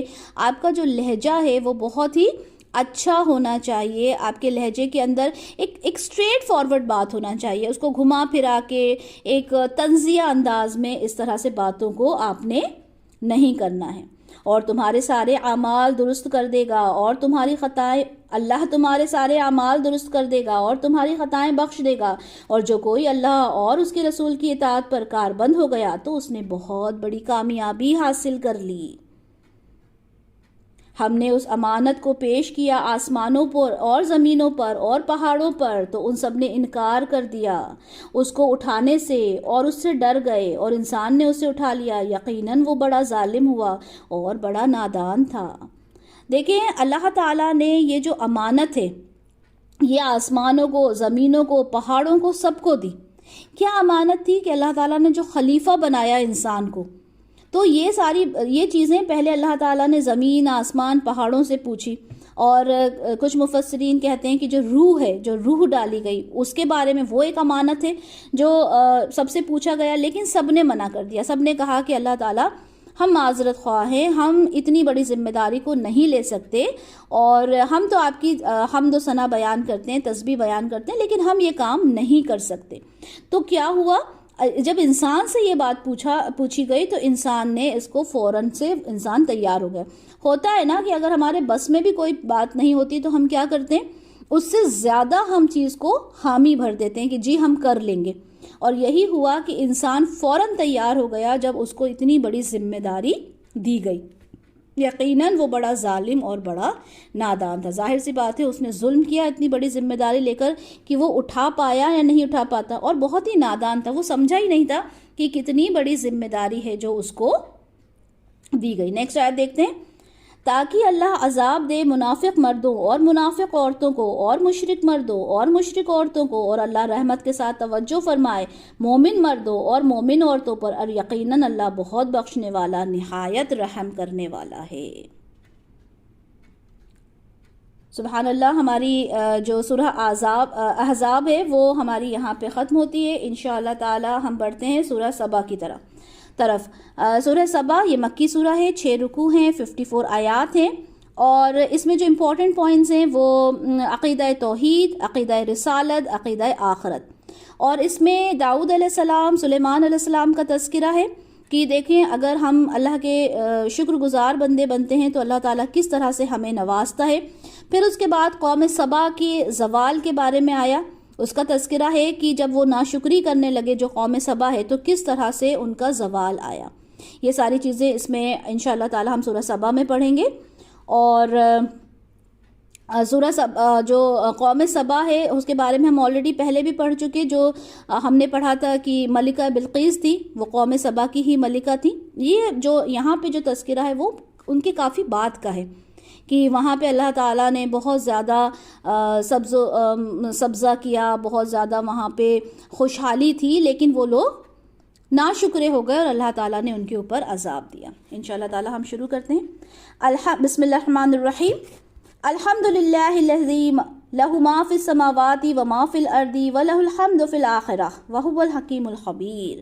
کل حمد، کل شکر اس اللہ کے لیے ہے جس کی ملکیت ہے ہر وہ شے جو آسمانوں اور زمینوں میں ہے، اور آخرت میں بھی اس کے لیے حمد ہوگی، اور وہ کمال حکمت والا ہر چیز سے باخبر ہے. وہ جانتا ہے جو کچھ زمین میں داخل ہوتا ہے، جو کچھ اس سے نکلتا ہے، اور جو کچھ آسمان سے نازل ہوتا ہے، اور جو کچھ اس میں چڑھتا ہے. وہ نہایت رحم کرنے والا، بہت بخشنے والا ہے. اور یہ کافر کہتے ہیں کہ ہم پر قیامت کبھی نہیں آئے گی. اے نبی صلی اللہ علیہ وسلم آپ کہہ دیجئے کیوں نہیں، میرے رب کی قسم جو تمام پوشیدہ چیزوں کو جاننے والا ہے وہ تم پر ضرور آ کر رہے گی. اس سے پوشیدہ نہیں رہ سکتی ذرہ برابر بھی کوئی چیز، نہ آسمانوں میں نہ زمین میں، اور نہ کوئی اس سے چھوٹی چیز اور نہ بڑی، مگر وہ ایک روشن کتاب میں لکھی ہوئی موجود ہے. اللہ تعالیٰ کہہ رہے ہیں کہ قیامت کیوں نہیں آئے گی، قیامت تو ضرور آئے گی، اور ہر ایک چیز اللہ تعالیٰ نے کتاب میں لکھ دی ہے تاکہ وہ جزا دے ان لوگوں کو جو ایمان لائے اور جنہوں نے نیک اعمال کیے. وہ لوگ ہیں جن کے لیے آخرت میں مغفرت بھی ہوگی اور بہت باعزت روزی بھی. قیامت کیوں آئے گی؟ تاکہ وہ لوگ جو یہاں پر نیک عمل کرتے ہیں ان کے لیے اللہ تعالیٰ ان کا بہترین اجر دے. اور جو لوگ ہماری آیات کو شکست دینے کے لیے کوشاں رہے ان کے لیے بدترین قسم کا دردناک عذاب ہے۔ دونوں چیزیں اللہ تعالیٰ نے بتا دی کہ نیک عمل کرنے والوں کے ساتھ کیا ہوگا اور جو اللہ کی نعمتوں کو ٹھکراتے ہیں ان کا کیا ہوگا۔ اور تاکہ دیکھ لے وہ لوگ جنہیں علم دیا گیا ہے کہ آپ صلی اللہ علیہ وسلم پر جو چیز نازل کی گئی ہے آپ کی رب کی طرف سے وہ حق ہے، اور وہ رہنمائی کرتے ہیں نہایت غالب لائق حمد اور ثنا ہستی کے راستے کی طرف۔ اور یہ کافر کہتے ہیں کیا ہم تمہیں ایک ایسے شخص کے بارے میں بتائیں جو تمہیں یہ خبر دیتا ہے کہ جب تم مٹی میں مل کر بالکل ریزہ ریزہ ہو جاؤ گے تو پھر تمہیں اثر نو پیدا کر دیا جائے گا۔ تو یہ لوگ کیا کرتے تھے؟ رسول اللہ صلی اللہ علیہ وسلم کا معاذ اللہ مذاق اڑایا کرتے تھے اور کہتے تھے کہ اچھا ہم تم کو بتائیں اس شخص کے بارے میں جب تم بالکل مٹی مٹی ہو جاؤ گے، ریزہ ریزہ ہو جاؤ گے تو تمہیں دوبارہ سے تیار کر دیا جائے گا، ایسے شخص کے بارے میں ہم تمہیں بتائیں؟ لوگوں سے کہا کرتے تھے، مذاق اڑایا کرتے تھے معاذ اللہ آپ صلی اللہ علیہ وسلم کا۔ کیا اس نے جھوٹ باندھا ہے اللہ پر یا اسے جنون ہو گیا ہے؟ بلکہ وہ لوگ جو آخرت پر ایمان نہیں رکھتے وہ عذاب میں اور دور کی گمراہی میں مبتلا ہیں۔ اب یہ لوگ کیا کہتے تھے کہ کیا، اب حیران بھی ہوتے تھے کیونکہ آپ صلی اللہ علیہ وسلم کو ہمیشہ سے جانتے تھے اور وہ جانتے تھے کہ وہ بہت کتنے سچے انسان ہیں، انہیں صادق، انہیں امین کے لقب دیے گئے تھے، تو وہ جھوٹ کیسے بولتے؟ جس نے کبھی جھوٹ نہیں بولا وہ بھلا اتنی بڑی بات کیسے جھوٹ بول سکتا ہے؟ اب وہ کہہ رہے ہیں کہ کیا ان پہ جنون ہو گیا؟ اچھا اگر جھوٹ نہیں بول رہے تو کیا ان کے اوپر کوئی سایہ آ گیا ہے، کوئی آسیب آ گیا ہے؟ وہ کیوں اس طرح کی باتیں کر رہے ہیں؟ کیوں ہمیں ہمارے جن کی ہم پرستش کرتے ہیں، جو ہمارے آباء و اجداد جن کو مانتے آ رہے تھے، کیوں ان کے بارے میں اس طرح کی باتیں کرتے ہیں؟ انہیں کیا ہو گیا ہے؟ کیا جھوٹ بولتے ہیں؟ جھوٹ نہیں بول سکتے کیونکہ وہ تو ہمیشہ سے سچ بولتے آئے ہیں۔ کیا ان کے اوپر کوئی جنون ہو گیا ہے؟ تو اللہ تعالیٰ کہہ رہے ہیں وہ لوگ جو آخرت پر ایمان نہیں رکھتے وہ عذاب میں اور دور کی گمراہی میں مبتلا ہوں گے۔ تو کیا انہوں نے دیکھا نہیں جو ان کے سامنے ہے اور جو ان کے پیچھے ہے آسمان اور زمین میں سے؟ اگر ہم چاہیں تو انہیں زمین میں دھسا دیں یا ان پر آسمان کا کوئی ٹکڑا گرا دیں، یقیناً اس میں نشانی ہے ہر اس بندے کے لیے جو اللہ کی طرف رجوع کرنے والا ہے۔ اللہ تعالیٰ فرما رہے ہیں ہم جو چاہے وہ کر سکتے ہیں اور اسی وقت کر سکتے ہیں، فوراً کر سکتے ہیں۔ اللہ تعالیٰ بار بار یہ بات کو فرماتے ہیں کہ ہمارے لیے تو کوئی کام مشکل نہیں ہے، ہم چاہیں تو زمین کو دھسا دیں۔ ہم دیکھیں ابھی زلزلہ آیا تھا، اللہ تعالیٰ ہم سب کو محفوظ رکھے، اللہ تعالیٰ کے لیے کون سی بڑی بات ہے؟ اللہ تعالیٰ تو جو چاہیں وہ کر سکتے ہیں۔ اب دیکھیں آیت نمبر 10 سے یہاں پہ ذکر شروع ہو رہا ہے داؤد علیہ السلام کا، جیسے کہ میں نے آپ کو انٹروڈکشن میں بتایا تھا، یہاں پہ داؤد علیہ السلام، سلیمان علیہ السلام کے بارے میں آپ کو تذکرہ ملے گا۔ اور ہم نے داؤد علیہ السلام کو اپنی طرف سے خاص فضل عطا کیا تھا، ہم نے حکم دیا کہ اے پہاڑوں تم تسبیح کو دہراؤ اس کے ساتھ، اور پرندوں کو بھی یہی حکم دیا تھا، اور ہم نے اس کے لیے لوہے کو نرم کر دیا تھا۔ ہم سب داؤد علیہ السلام کے بارے میں پڑھ چکے ہیں آلریڈی کہ وہ ان کو کس طرح سے بادشاہ بنایا گیا تھا، اور جب وہ بادشاہ بن گئے تو وہ دیکھیں اللہ کے کتنے شکر گزار بندے تھے کہ اللہ تعالیٰ نے پرندوں کو حکم دیا، پہاڑوں کو حکم دیا کہ تم داؤد علیہ السلام کے ساتھ ان کے ساتھ تسبیح کیا کرو، اللہ تعالیٰ کی حمد و ثنا ان کے ساتھ مل کر بیان کیا کرو۔ اور ہم نے ان کے لیے لوہے کو نرم کر دیا تھا، یعنی وہ جو چیزیں لوہے سے بنتی ہیں اور لوہے کو ان کے لیے نرم کر دیا، لوہے کو کس طرح سے استعمال کرنا ہے وہ داؤد علیہ السلام کو سمجھا دیا گیا کہ کشادہ زرہیں بنا لو اور کڑیاں ملانے میں ٹھیک ٹھیک اندازہ رکھو، اور تم سب نیک اعمال کرو، جو تم کچھ کر رہے ہو میں یقیناً اسے دیکھ رہا ہوں۔ تو لوہے کو جو نرم بنایا اس سے جو کڑیاں ہیں وہ ایزیلی بن سکیں، جو لوہے کے اوزار ہیں، لوہے کی چیزیں ہیں، وہ ایزیلی داؤد علیہ السلام بنا سکے۔ اب سلیمان علیہ السلام کے بارے میں ہم سب جانتے ہیں کہ داؤد علیہ السلام کے بیٹے سلیمان علیہ السلام ہیں، اور سلیمان علیہ السلام کے لیے ہوا کو مسخر کر دیا، اس کا صبح کو چلنا بھی 1 ماہ کا سفر تھا اور اس کا شام کو چلنا بھی 1 ماہ کا سفر تھا، اور ہم نے اس کے لیے پگھلے ہوئے تانبے کا چشمہ جاری کر دیا، اور کچھ جن بھی آپ علیہ السلام کے تابع کر دیے جو اس کے سامنے کام کرتے تھے اس کے رب کے حکم سے، اور ان میں سے جو کوئی بھی ہمارے حکم سے سرتابی کرتا اسے ہم جلا دینے والا عذاب چکھاتے تھے۔ تو سلیمان علیہ السلام کے پاس جنات تھے، اور وہ جو بہت لمبا سفر ہوتا تھا، 1 مہینے میں جو سفر کیا جاتا تھا، وہ 1 دن میں یا ایک شام کو یا دن کو کچھ مطلب لمحے میں ہی وہ سفر جو تھا ان کا پورا ہو جایا کرتا تھا، کیونکہ ان کے تابع جو تھے جنات تھے. اور اللہ تعالیٰ کہہ رہے ہیں کہ اگر وہ بات نہیں مانتے تھے، جنات اگر سلیمان علیہ السلام کی بات نہیں کرتے تھے تو ان کو عذاب دیا جاتا تھا. تو یہ ان کی خصوصیت تھی سلیمان علیہ السلام کی. وہ بناتے تھے اس کے لیے، وہ چاہتا تھا بڑی بڑی عمارتیں اور مجسمے اور تالابوں کے مانند بڑے بڑے لگن اور بڑی بڑی دیگیں جو ایک جگہ مستقل پڑی رہتی تھیں. اے داؤد علیہ السلام کے گھر والوں، عمل کرو شکر ادا کرتے ہوئے، اور واقعہ یہ ہے کہ میرے بندوں میں شکر کرنے والے کم ہی ہیں. تو وہ جنات جو تھے وہ سلیمان علیہ السلام کے کہنے پر بڑی بڑی عمارتیں بناتے تھے، مجسمے بناتے تھے، بڑے بڑی دیگیں بناتی تھیں. اتنے بڑے دیگیں ہوتی تھیں کہ وہ ایک جگہ سے دوسری جگہ ہل نہیں سکتے تھے. اور کہا گیا کہ اے داؤد کے گھر والوں، یعنی سلیمان علیہ السلام سے کہا گیا کہ اللہ کا شکر ادا کرو، کیونکہ جب کوئی ہمیں نعمت ملتی ہے تو ہمیں اس کے لیے اللہ کا شکر ادا کرنا چاہیے. جب بھی کوئی اچھی بات آپ کے ساتھ ہو، آپ فوراً شکر کا ایک سجدہ کرو. جیسے ہی کچھ اچھا ہوتا ہے فوراً شکر کا سجدہ کرو کہ اللہ تعالیٰ تیرا شکر ہے کہ تو نے مجھے نعمتوں سے نوازا. اب دیکھیں آیت نمبر 14 میں داؤد علیہ السلام کی جو ان کے اوپر موت طاری ہوئی تھی وہ کیسے ہوئی تھی وہ یہاں پر بیان کی گئی ہے. پھر جب ہم نے اس پر موت طاری کر دی، یعنی سلیمان علیہ السلام کے بارے میں بات ہو رہی ہے، اور جب ہم نے اس پر موت طاری کر دی تو کسی نے ان جنات کو اس کی موت سے آگاہ نہ کیا مگر زمین کے کیڑے نے جو اس کے عصا کو کھاتا تھا. پھر جب وہ گر پڑا تو جنوں پر واضح ہو گیا کہ اگر وہ غیب جانتے ہوتے تو اس ذلت کے عذاب میں نہ پڑے رہتے. اب یہاں کیا فرمایا گیا کہ جنات جب کام کر رہے تھے تو سلیمان علیہ السلام ایک عصا کے سہارے سے کھڑے ہوئے تھے، عصا لے کے کھڑے ہوئے تھے اور کام کو دیکھ رہے تھے. اسی وقت کیا ہوا کہ سلیمان علیہ السلام کا انتقال ہو گیا.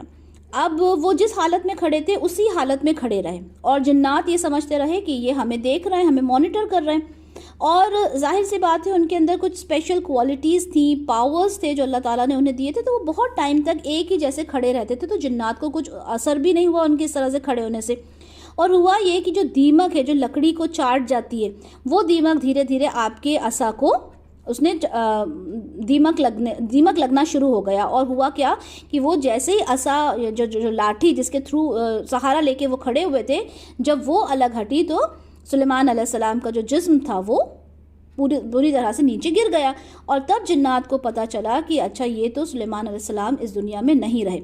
اس آیت سے ایک تو ہمیں یہ پتہ چلتا ہے کہ سلیمان علیہ السلام کا انتقال کیسے ہوا. دوسری ہمیں یہ بات اس آیت سے یہ پتہ چلتی ہے کہ جو لوگ یہ کہتے تھے کہ جنات کو غیب کا علم ہوتا ہے، تو یہاں پر یہ بھی بتا دیا گیا کہ دیکھو غیب کی باتیں جو ہوتے جنات نہیں جانتے، ان کے علم میں کچھ نہیں ہوتا، بس وہی جو اللہ تعالیٰ بتا دیتے ہیں. نیکسٹ آیت دیکھتے ہیں. اسی طرح قوم سبا کے لیے بھی ان کے مسکن میں ایک نشانی موجود تھی. 2 باغات کے سلسلے تھے، دائیں اور بائیں طرف. کھاؤ اپنے رب کے رزق میں سے اور اس کا شکر ادا کرو. تمہارا شہر بہت پاکیزہ ہے اور تمہارا رب بہت بخشنے والا ہے. اب یہاں پہ قوم سبا کے بارے میں ذکر آ گیا. ٹھیک ہے، قوم سبا کو اللہ تعالیٰ نے بہت زیادہ رزق عطا کیا تھا، بڑے بڑے باغات ادا کیے تھے، اور اس میں بہت زیادہ وہ تھے پھل وغیرہ تھے، جو رزق تھا کھانے کو، بہت کچھ وہاں پہ اللہ تعالیٰ نے دیا تھا. اور کہا تھا کہ اس کا شکر ادا کرو، تمہارا شہر بہت پاکیزہ ہے اور تمہارا رب بہت بخشنے والا ہے. وہاں پر جو پہاڑ تھے، قوم سبا بہت ہی ایک ہوشیار ایک قوم تھی اور بہت زیادہ طاقتور قوم تھی، بہت زیادہ انٹیلیجنٹ قوم تھی. اور انہوں نے کیا کیا تھا، ڈیمز کنسٹرکٹ کیے تھے، ڈیمز بنائے ہوئے تھے پہاڑوں پر، تاکہ وہ ہم سب جانتے ہیں جہاں پہ ڈیمز ہوتے ہیں وہاں پہ اریگیشن فیسلٹیز بہت اچھی ہو جاتی ہیں، اور جب اریگیشن کی وجہ سے وہاں پر سبزہ بہت اچھا ہوتا ہے.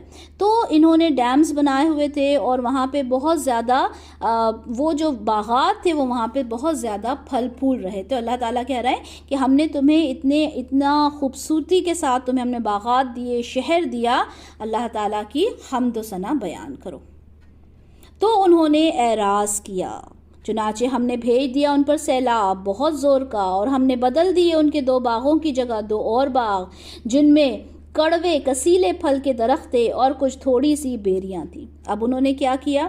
اب انہوں نے اللہ کی نعمتوں کی ناشکری کی اور جو کچھ اللہ تعالیٰ نے انہیں دیا تھا ان چیزوں کو انہوں نے اس کا شکر ادا نہیں کیا، اور اللہ تعالیٰ کو یہ چیز پسند نہیں ہے کہ اللہ تعالیٰ کوئی چیز آپ کو دیں اور آپ اس کا شکر ادا نہ کریں۔ تو اس کے بعد کیا ہوا کہ وہ جو ڈیمز بنائے تھے انہوں نے اور اتنا زیادہ اریگیشن فیسلٹیز وہاں پہ انہوں نے ڈیولپ کی تھی، وہاں پر ایک سیلاب آیا، اور جب سیلاب آیا اور جب کوئی بھی باندھ ٹوٹتا ہے تو اس کا کیا منظر ہوتا ہے وہ آج ہم لوگ بہت اچھے سے سمجھتے ہیں۔ تو جب وہ سیلاب آیا تو ان کی جو پوری کی پوری جو باغات تھے، جو شہر تھا جس میں وہ اتنے اچھے سے رہ رہے تھے، وہ سارا تباہ ہو گیا۔ اس طرح سے جو قوم سبا ہے اس کا زوال آیا، اس کا جو ڈکلائن جو ہوا وہاں پہ، جو وہ پوری طرح سے تباہ اور برباد ہوا، وہ یہ جو سیلاب تھا اس سے ہوا، کیونکہ انہوں نے کیا کیا؟ انہوں نے اعراض کیا، انہوں نے اللہ تعالیٰ کی نعمتوں کو ٹھکرایا۔ یہ بدلہ دیا ہم نے ان کو ان کے کفران نعمت کی وجہ سے، اور ہم ایسا برا بدلہ نہیں دیتے مگر ناشکرے لوگوں کو۔ یہاں اللہ تعالیٰ فرما رہے ہیں ہم نے کیوں ان کے ساتھ یہ سب کیا؟ کیونکہ وہ اللہ تعالیٰ کی نعمتوں کو جھٹلا دیا کرتے تھے، ان کی نعمتوں کو شکر ادا نہیں کیا کرتے تھے۔ یہاں ایک بات پھر کہوں گی آپ سب سے کہ اللہ تعالیٰ نے جو یہ قرآن نازل کیا ہے یہ تعویل خاص کے لیے نہیں ہے بلکہ رہتی دنیا تک کے لیے۔ ہر ایک چیز جو ہم پڑھتے ہیں اس کا اثر ہمارے دل پر ہونا چاہیے۔ اگر اس کا اثر ہمارے دل پر نہیں ہوتا ہے تو میک شیور کہ آپ کے دل کے اندر یا تو آپ کا دل بہت زیادہ سخت ہو گیا ہے، کہ اگر آپ کے دل پر اثر نہیں ہوتا تو اس کے لیے علاج کریں۔ کیا علاج ہے؟ اللہ تعالیٰ کے اذکار کریں کہ یہ جب ہم آیات پڑھتے ہیں نا تو اس کا سیدھا اثر ہمارے دل پر ہونا چاہیے۔ اللہ تعالیٰ ہم سب کو اس چیز کی توفیق دے، آمین یا رب العالمین۔ ہم نے ان کے علاقے اور ان کی بستیوں کے درمیان جن میں ہم نے برکت عطا کر رکھی تھی واضح نظر آنے والی بستیاں قائم کر دی تھیں، اور ہم نے اندازہ مقرر کر دیا تھا ان میں سفر کرنے کا۔ ہم نے انہیں کہہ دیا تھا کہ تم سفر کرو ان میں راتوں کو بھی اور دن کو بھی امن کے ساتھ۔ تو قوم سبا کے بارے میں بتایا جا رہا ہے کہ وہ جو وہاں کے جو شہر تھے، وہ بستیاں تھیں، وہ جو بنی تھیں وہ ہائی وے پر بنی ہوئی تھیں، اور وہاں پہ جو سفر تھا بہت ایزی تھا، کھانے پینے کی قیام کی چیزیں بھی وہاں پر ایزیلی اویلیبل ہو جاتی تھیں۔ جیسا کہ بتایا کہ وہ بہت ایک انٹیلیجنٹ قوم ہوا کرتی تھی، وہاں پہ ان کی جو بلڈنگز تھیں، ان کی جو تعمیر تھی، وہ بہت ہی ان کی جو صلاحیتیں تھیں اس میں وہ نظر آتی تھیں۔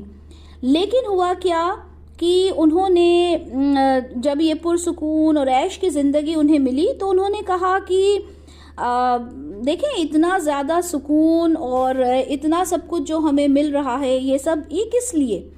ہم تو ایک ایسی قوم ہے، ہم تو یہ چاہتے ہیں کہ ہمارے لیے مشکلیں ہوں، ہمارے لیے پریشانیاں ہوں، یعنی ایڈونچر چاہیے تھا ان کو اپنی لائف میں، ٹھیک ہے، اور اس طرح کی چیزیں ہماری لائف میں ہوں کہ ہم کچھ تو ایڈونچرس کریں اپنی لائف میں۔ یہ کیا اتنا ایزی ہمارے لیے لائف کر دی ہے کہ اتنے ہائی ویز ہم کو مل گئے ہیں، اتنا ایزی ہم کو روڈ مل گیا ہے۔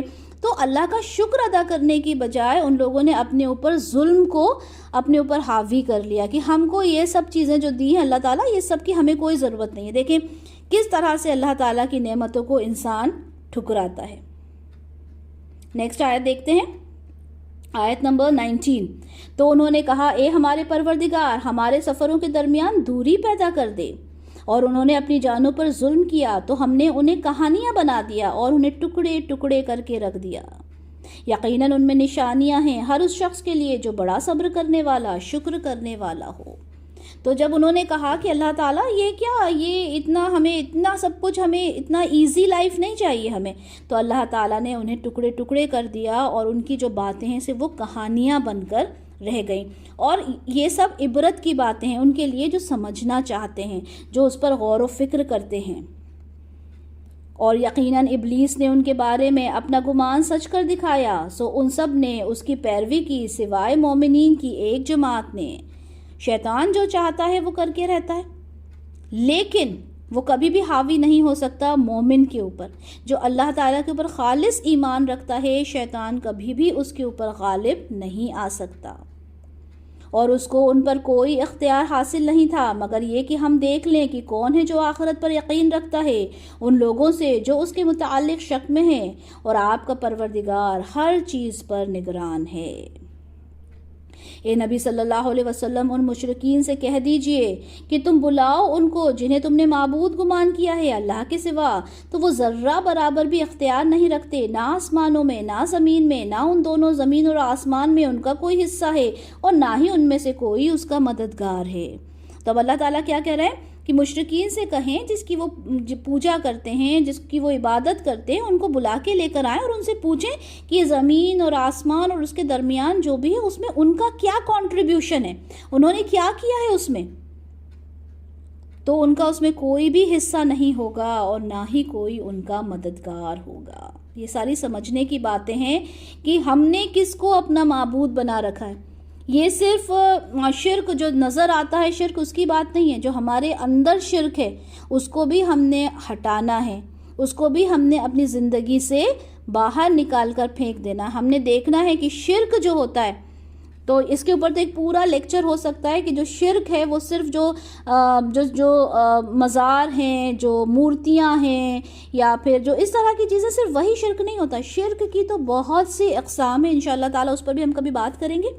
نیکسٹ آیت دیکھتے ہیں، اور نہ نفع دے گی اس کے یہاں کوئی سفارش مگر اسی کے حق میں جس کے لیے اس نے اجازت دی ہو، یہاں تک کہ جب گھبراہٹ دور کر دی جاتی ہے ان کے دلوں سے، وہ پوچھتے ہیں تمہارے رب نے کیا فرمایا تھا، وہ کہتے ہیں اس نے جو کچھ فرمایا وہ حق ہے، وہ بلند اور بہت بڑا ہے۔ تو یہاں فرشتوں کا حال بیان ہو رہا ہے کہ جب اللہ تعالیٰ ان کو کوئی حکم دیتے ہیں تو اس کی عظمت کی وجہ سے جو فرشتے ہوتے ہیں ان پر ایک دہشت سی کی کیفیت ہو جاتی ہے، اور جب وہ دہشت ان کے اوپر سے ہٹ جاتی ہے تو وہ پوچھتے ہیں کہ تمہارے رب نے کیا فرمایا تھا، تو وہ کہتے ہیں کہ جو کچھ فرمایا تھا وہ حق ہے۔ فرشتوں کی یہ خاصیت ہے کہ وہ کہتے ہیں اللہ تعالیٰ سے، اللہ جو بھی آپ نے فرمایا وہ حق ہے، اور وہ اس کی فرما برداری کرتے ہیں۔ نیکسٹ آیت دیکھتے ہیں، آپ صلی اللہ علیہ وسلم سے پوچھئے کہ کون ہے جو تمہیں رزق پہنچاتا ہے آسمانوں سے اور زمینوں سے، آپ صلی اللہ علیہ وسلم کہہ دیجئے کہ اللہ، اور یقیناً ہم یا تم لوگ یا تو ہدایت پر ہیں یا کھلی گمراہی میں۔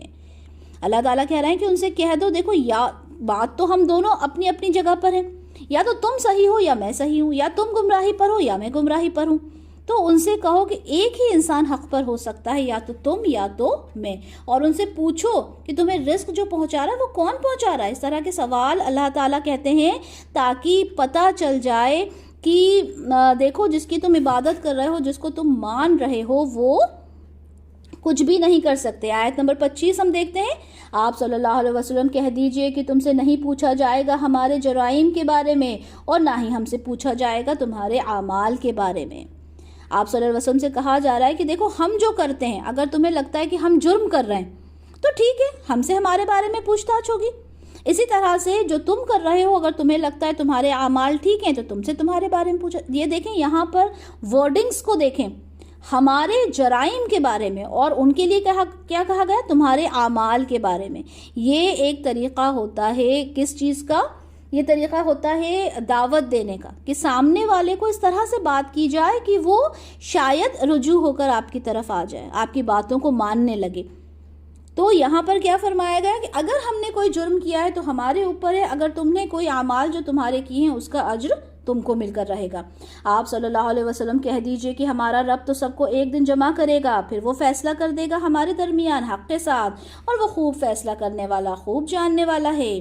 آپ صلی اللہ علیہ وسلم کہہ دیجئے ذرا مجھے دکھاؤ تو وہ معبود جنہیں تم نے شریک بنا کر اس کے ساتھ ملا رکھا ہے، کوئی نہیں بلکہ وہی اللہ بہت زبردست نہایت حکومت والا ہے۔ اے نبی صلی اللہ علیہ وسلم، ہم نے نہیں بھیجا آپ کو مگر تمام نبی نوع انسانی کے لیے بشیر و نذیر بنا کر، لیکن اکثر لوگ جانتے ہی نہیں۔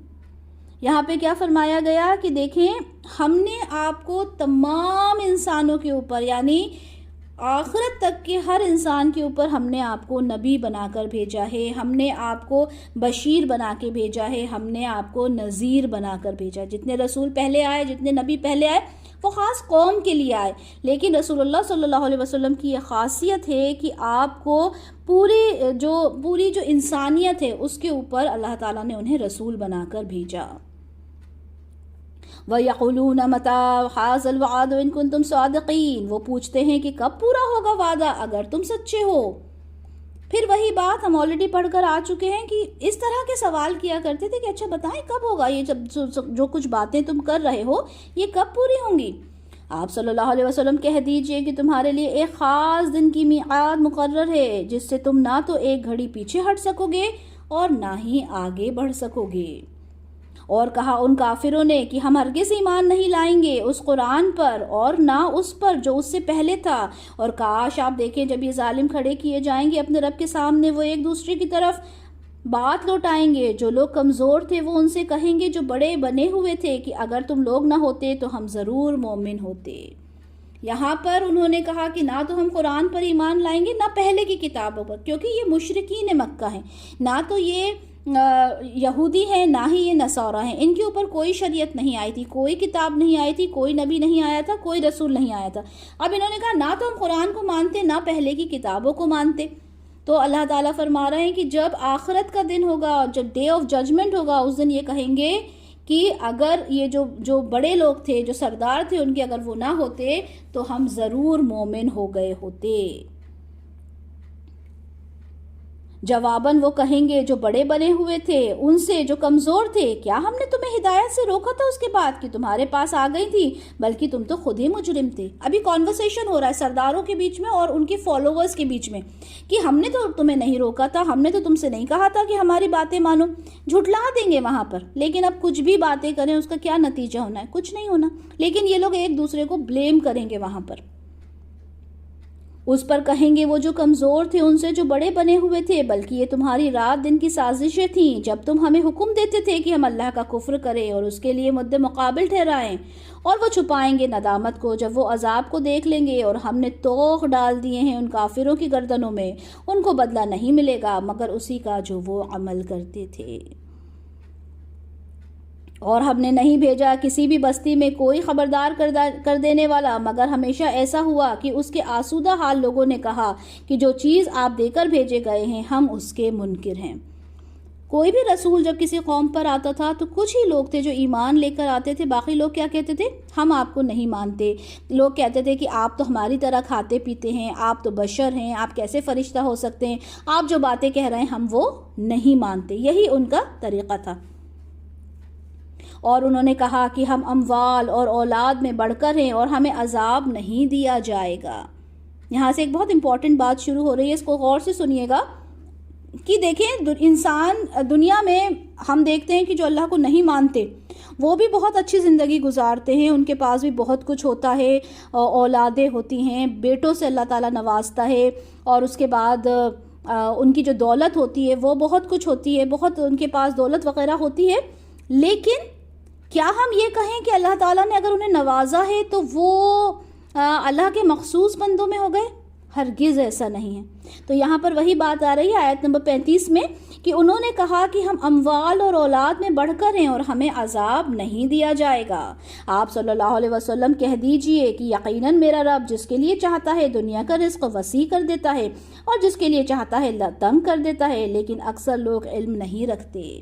تو یہاں اللہ تعالیٰ فرما رہے ہیں کہ اس کا انسان کے اعمال سے کوئی مطلب نہیں ہے۔ اللہ تعالیٰ تو جس کو چاہتا ہے رزق دے دیتا ہے، جس کو چاہتا ہے اس کو وسیع کرتا ہے، جس کو چاہتا ہے تنگ کر دیتا ہے۔ تو یہاں پر اللہ تعالیٰ فرما رہے ہیں کہ آپ کے اعمال، یہ مطلب اگر آپ مومن ہو تو آپ کو بہت اچھا دیا جائے گا، آپ مومن نہیں ہو تو آپ کو اچھا نہیں دیا جائے گا، ایسا کچھ بھی نہیں ہے۔ دنیا میں ہم دیکھتے ہیں جو کافر ہیں وہ کتنے کروڑ پتی ہیں، ٹھیک ہے، millions and billions of rupees ان کے پاس ہیں۔ تو وہاں پر ہم وہ والا کرائیٹیریا نہیں آتا کہ یہ اللہ کو نہیں مان رہے تو ان کو کیوں اتنا اللہ تعالیٰ دے رہے ہیں، کیونکہ ان کی تو جنت دوزخ سب کچھ یہیں پر ہے۔ اس کے بعد تو ان کے ساتھ جو عذاب ہوگا وہ ہم سب جانتے ہیں کہ ان کے ساتھ کیا ہوگا، ان کی تو جنت ہے، یہ یہاں پر جو کچھ کرنا ہے انہوں نے یہاں پہ کرنا ہے۔ تو یہاں پر بہت اچھے سے اس چیز کو ڈیفائن کر دیا گیا۔ اور دیکھو تمہارے اموال اور تمہاری اولاد ایسی چیزیں نہیں کہ وہ تمہیں مرتبے میں ہمارا مقرب بنا دیں، سوائے اس شخص کے جو ایمان لائے اور اس نے نیک اعمال کیے، تو ایسے لوگوں کے لیے ان کے اعمال کا دگنا اجر ہے اور وہ بالا خانوں میں امن سے رہیں گے۔ وہی بات کہ اگر بہت زیادہ کسی کے پاس ہے تو اس کا مطلب یہ نہیں ہے کہ وہ اللہ تعالیٰ کا محبوب بندہ ہو گیا، بلکہ اس کے اعمال جو ہوں گے وہ بتائیں گے کہ وہ کتنا محبوب ہے۔ اور وہ لوگ جو کوشش کر رہے ہیں ہماری آیات کو ناکام کرنے کی، وہی لوگ عذاب میں حاضر کیے جائیں گے۔ آیت نمبر 39، اے نبی صلی اللہ علیہ وسلم آپ کہہ دیجئے کہ یقیناً میرا رب کشادہ کرتا ہے رزق جس کے لیے چاہتا ہے اپنے بندوں میں سے، اور جسے چاہتا ہے اس کے لیے تنگ کر دیتا ہے، اور جو کچھ بھی تم لوگ خرچ کرتے ہو وہ اسے لوٹا دیتا ہے، اور وہ بہترین رزق دینے والا ہے۔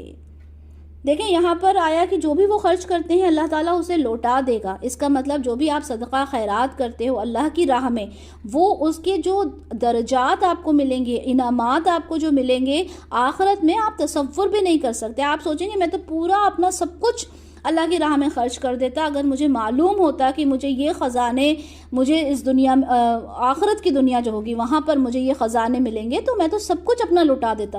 لیکن کتنے افسوس کی بات ہے نا، یہ سب ہمیں پتہ ہے، ہم سب سنتے ہیں، اب تو ہم قرآن کو بھی پڑھ رہے ہیں، لیکن ہمارے دل معلوم نہیں کیوں کھلتے ہی نہیں ہیں۔ ہم اپنی زندگی اسی طرح گزارتے رہتے ہیں جس طرح سے گزارتے ہیں۔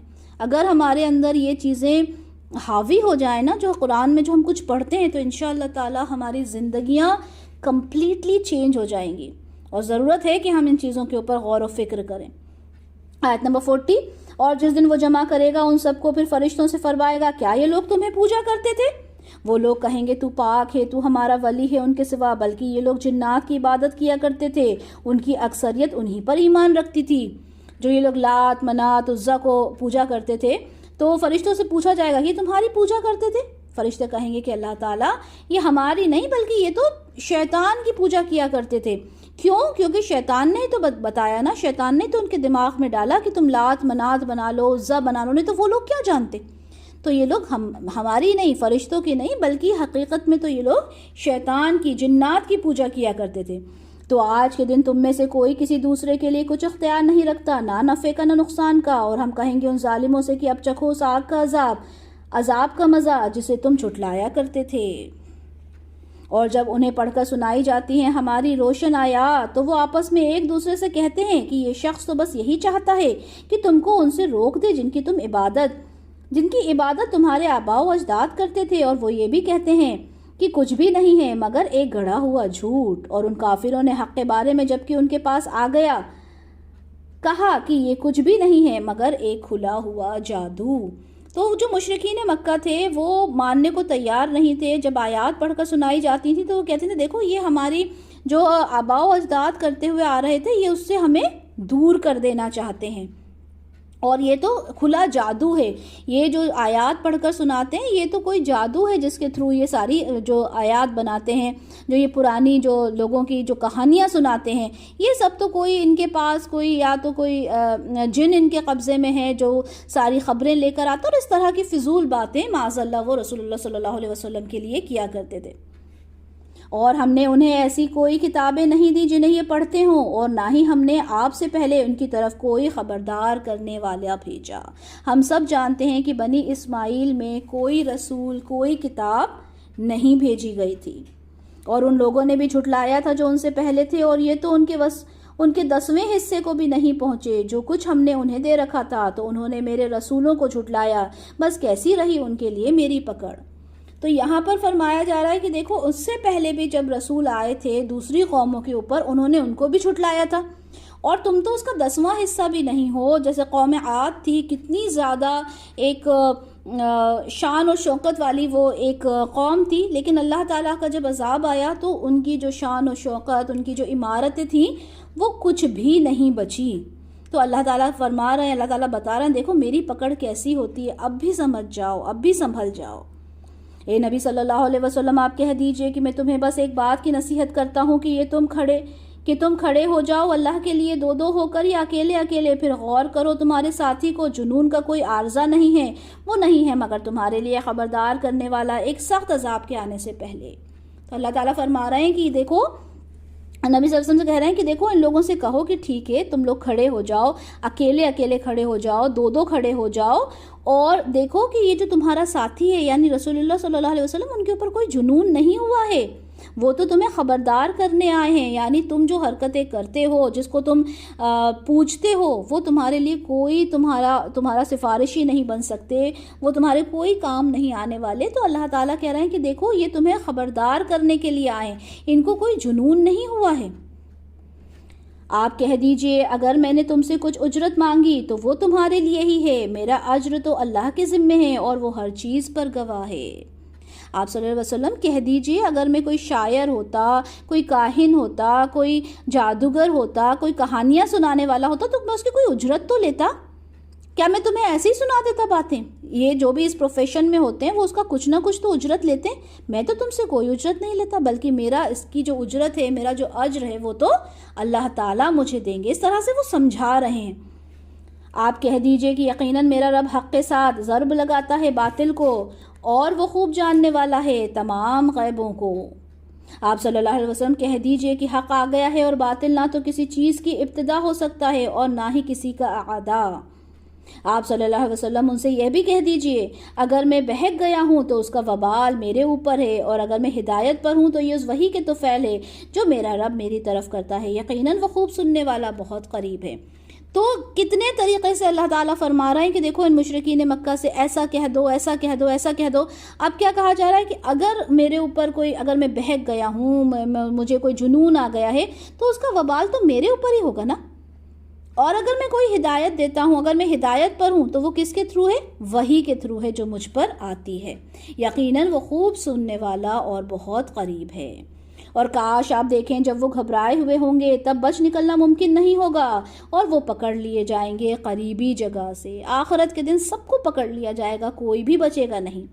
اور اس وقت وہ کہیں گے اب ہم اس پر ایمان لے آئے ہیں، اور اس وقت کہاں ہوگی ان کی رسائی ایمان تک، اتنی دور کی جگہ سے۔ اس وقت جب وہ کہیں گے کہ ہم ایمان لے کر آ گئے تو کیا ہوگا؟ اس وقت ان کا ایمان لانا کام نہیں آئے گا۔ اور پہلے تو انہوں نے اس کا کفر کیا تھا، اور وہ اٹکل کے تیر تکے چلاتے رہے بن دیکھے دور کی جگہ سے۔ تو انہوں نے کیا کیا؟ پہلے تو وہ لوگ کسی چیز کو مانتے نہیں تھے، اب چیزوں کو مانتے نہیں تھے، اب کیا کہتے ہیں؟ اب کہتے ہیں کہ ہم ایمان لے کر آئے۔ ہم سب جانتے ہیں کہ آخری وقت میں کوئی ایمان لے کر آئے گا تو اس کی نہ تو توبہ قبول کی جائے گی اور نہ اس کا ایمان لانا کسی کام کا ہوگا، اور آڑ کر دی جائے گی ان کے اور ان کی من پسند چیزوں کے درمیان، جیسا کہ اس سے پہلے ان جیسا طرز عمل اختیار کرنے والوں کے ساتھ کیا گیا تھا، جس طرح ان کے پیش رو محروم ہو چکے ہوں گے، کیونکہ یہ بڑے گمراہ کن شک میں پڑے ہوئے تھے۔ یعنی یہ جو کچھ دیا جائے گا جنت والوں کو، تو جو جہنم والے ہیں ان سے آڑ کر دی جائے گی۔ ہم سب جانتے ہیں کہ جنت میں ہم جو بھی مانگیں گے انشاءاللہ تعالی ہمیں دیا جائے گا، نعمتوں سے نوازا جائے گا، لیکن ہوگا کیا کہ جو یہ لوگ ہیں جو جہنمی ہیں ان کو ان ساری چیزوں سے آڑ کر دی جائے گی، انہیں کچھ بھی نہیں دیا جائے گا، اور وہ جن چیزوں میں وہ شک میں پڑے ہوئے تھے، وہ یہ سمجھ رہے تھے کہ ایسا کچھ بھی نہیں ہوگا، لیکن ان کا کچھ بھی نہیں ہوگا اس وقت جب وہ جہنم میں جائیں گے، اور پھر انہیں چیزوں کے بارے میں انشاءاللہ تعالی پتہ چلے گا۔ یہاں ہماری سورہ سبا جو ہے وہ ختم ہوتی ہے۔ انشاءاللہ تعالی ہم چلتے ہیں سورہ فاطر کی طرف۔ سورہ فاطر کا میننگ کیا ہوتا ہے؟ فاطر کا میننگ ہوتا ہے پیدا کرنے والا، ٹھیک ہے، جو پیدا کرتا اس کے لیے یوز ہوتا ہے فاطر۔ اور یہ مکی سورہ ہے، 5 رکوع ہیں، 45 آیات ہیں، اور 977 کلمات ہیں۔ اس کا مضمون بھی سورہ سبا سے ہی ملتا جلتا ہے، یعنی عقیدہ جو توحید کی بات ہے، رسالت کی، آخرت کی بات ہے، اسی سے ریلیٹڈ یہ سورہ ہے۔ انشاءاللہ تعالی ہم شروع کرتے ہیں۔ کل حمد اور کل شکر اللہ کے لیے ہے جو پیدا کرنے والا ہے آسمانوں اور زمینوں کا، فرشتوں کو پیغام رسا بنانے والا، جو 2 3 اور 4 پروں والے ہیں۔ اللہ اضافہ کرتا رہتا ہے تخلیق میں جو چاہتا ہے، یقیناً اللہ ہر چیز پر قادر ہے۔ اللہ تعالیٰ فرما رہے ہیں کہ جو فرشتے ہیں ان کے جو پر ہوتے ہیں، فرشتوں کے پر ہوتے ہیں نا، تو ان کے جو پر ہوتے ہیں وہ کسی کے 2 ہوتے ہیں، کسی کے 3 ہوتے ہیں، کسی کے 4 ہوتے ہیں، اور اللہ تعالیٰ اپنی تخلیق میں بڑھاوا کرتے رہتے ہیں، اس میں چینجز کرتے رہتے ہیں جو اللہ تعالیٰ چاہتے ہیں۔ آیت نمبر 2، جو رحمت کا دروازہ بھی اللہ لوگوں کے لیے کھول دے تو اسے بند کرنے والا کوئی نہیں، اور جسے وہ روک لے تو پھر اسے جاری کرنے والا نہیں اس کے بعد، اور یقیناً وہ زبردست کمال حکمت والا ہے۔ جو رحمت کا دروازہ اللہ کھول دیتا ہے اسے کوئی بند نہیں کر سکتا، اور اگر اللہ نے رحمت کے دروازے بند کر دیے تو ہم چاہے اس دروازے کو کھٹکھٹاتے رہ جائیں، وہ دروازہ کبھی نہیں کھل سکتا۔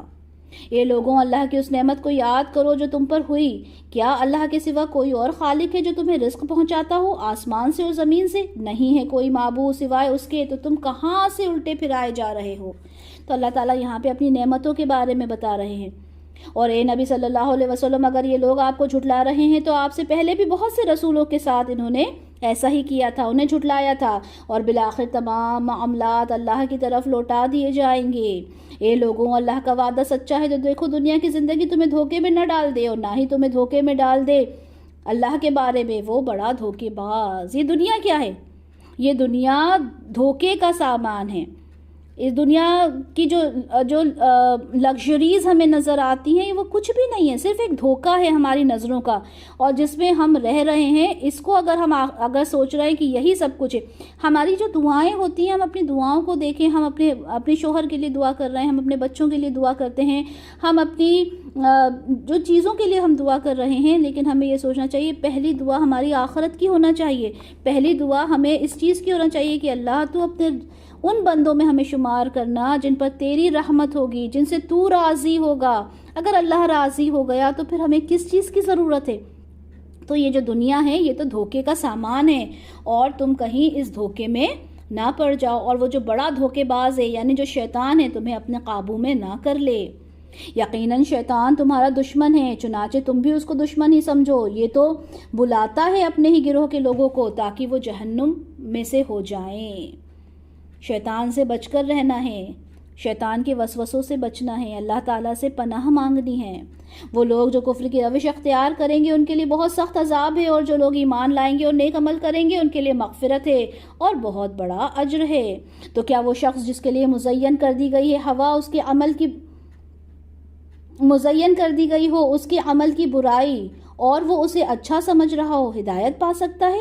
تو اللہ گمراہ کر دیتا ہے جس کو چاہتا ہے اور ہدایت دیتا ہے جس کو چاہتا ہے۔ تو اے نبی صلی اللہ علیہ وسلم، آپ کی جان نہ گھلے ان لوگوں کے رنج کی وجہ سے، یقیناً اللہ خوب جانتا ہے جو کچھ یہ لوگ کر رہے ہیں۔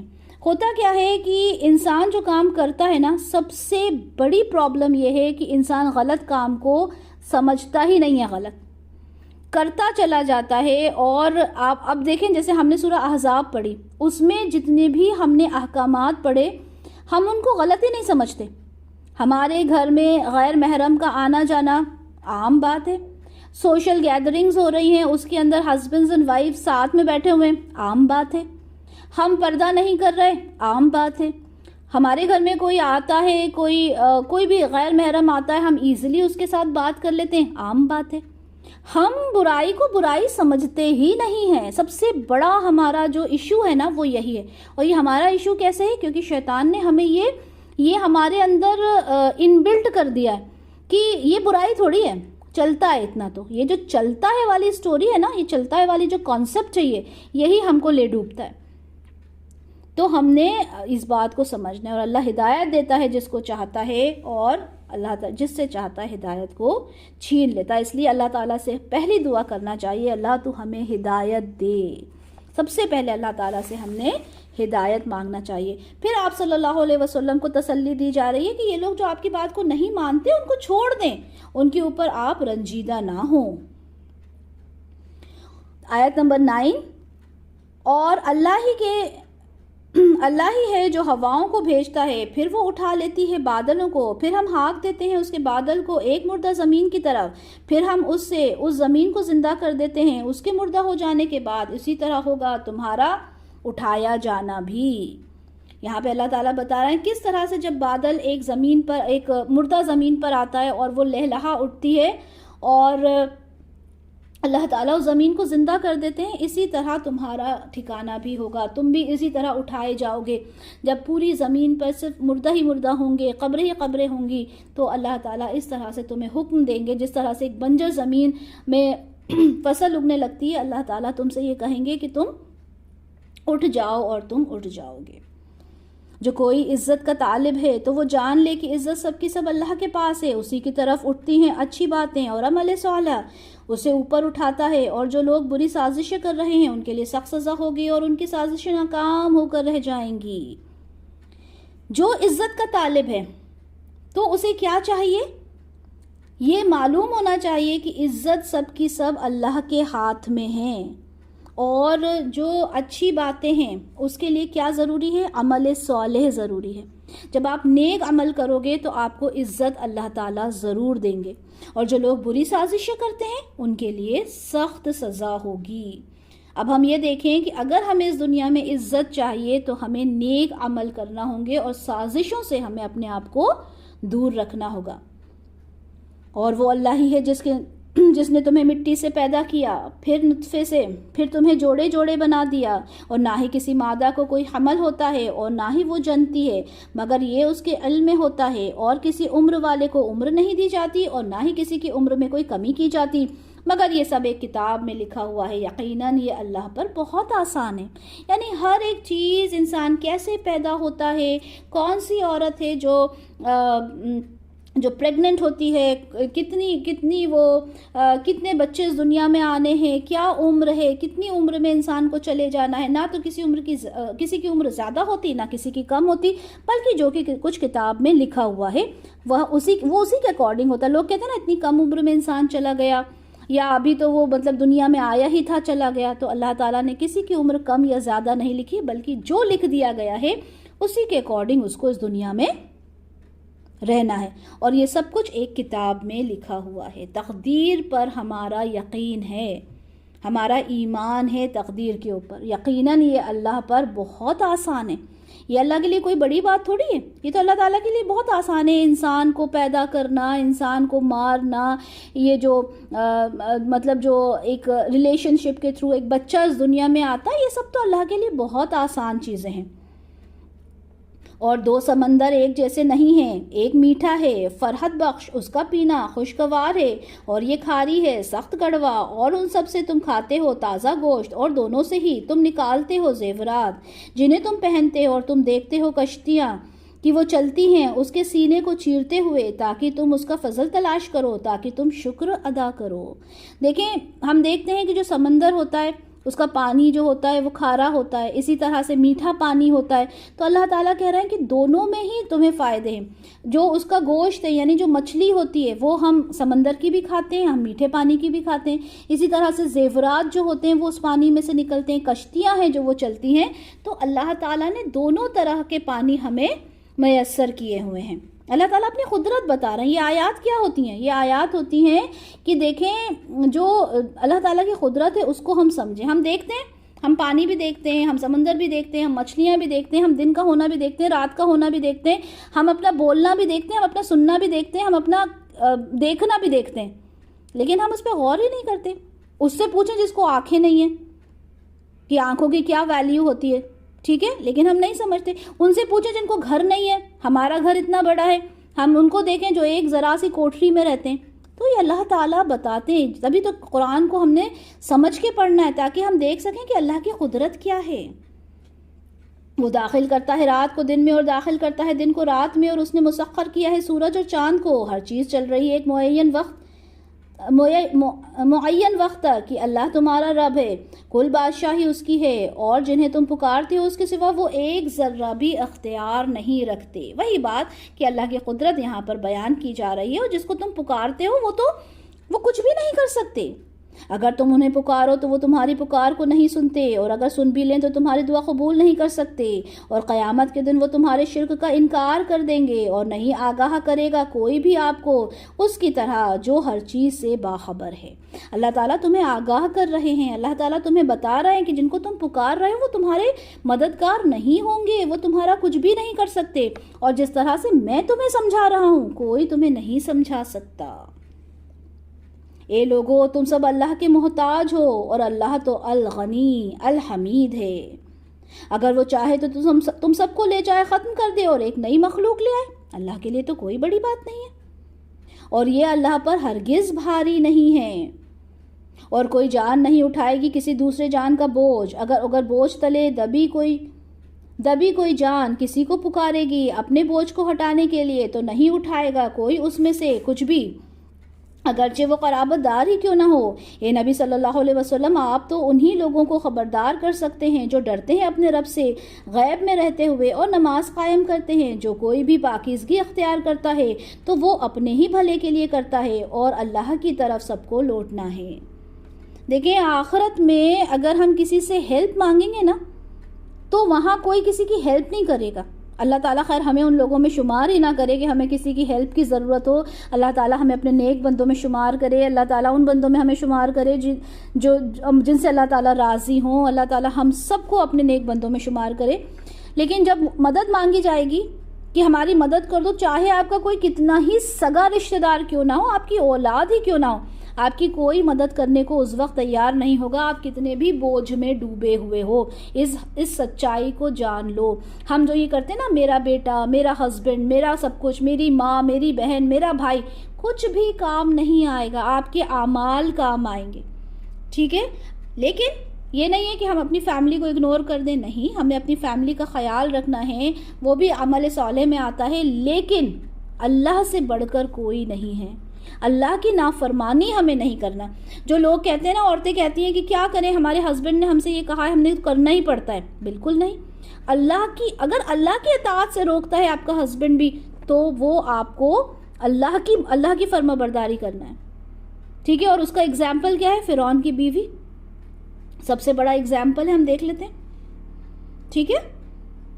اور برابر نہیں ہو سکتے اندھا اور دیکھنے والا، اور نہ اندھیرے اور روشنی برابر ہو سکتے ہیں، اور نہ سایہ اور دھوپ برابر ہو سکتے ہیں، اور نہ برابر ہو سکتے ہیں زندہ اور مردہ لوگ۔ یقیناً اللہ سناتا ہے جس کو چاہتا ہے، اور اے نبی صلی اللہ علیہ وسلم، آپ انہیں نہیں سنا سکتے، انہیں جو قبروں کے اندر ہیں۔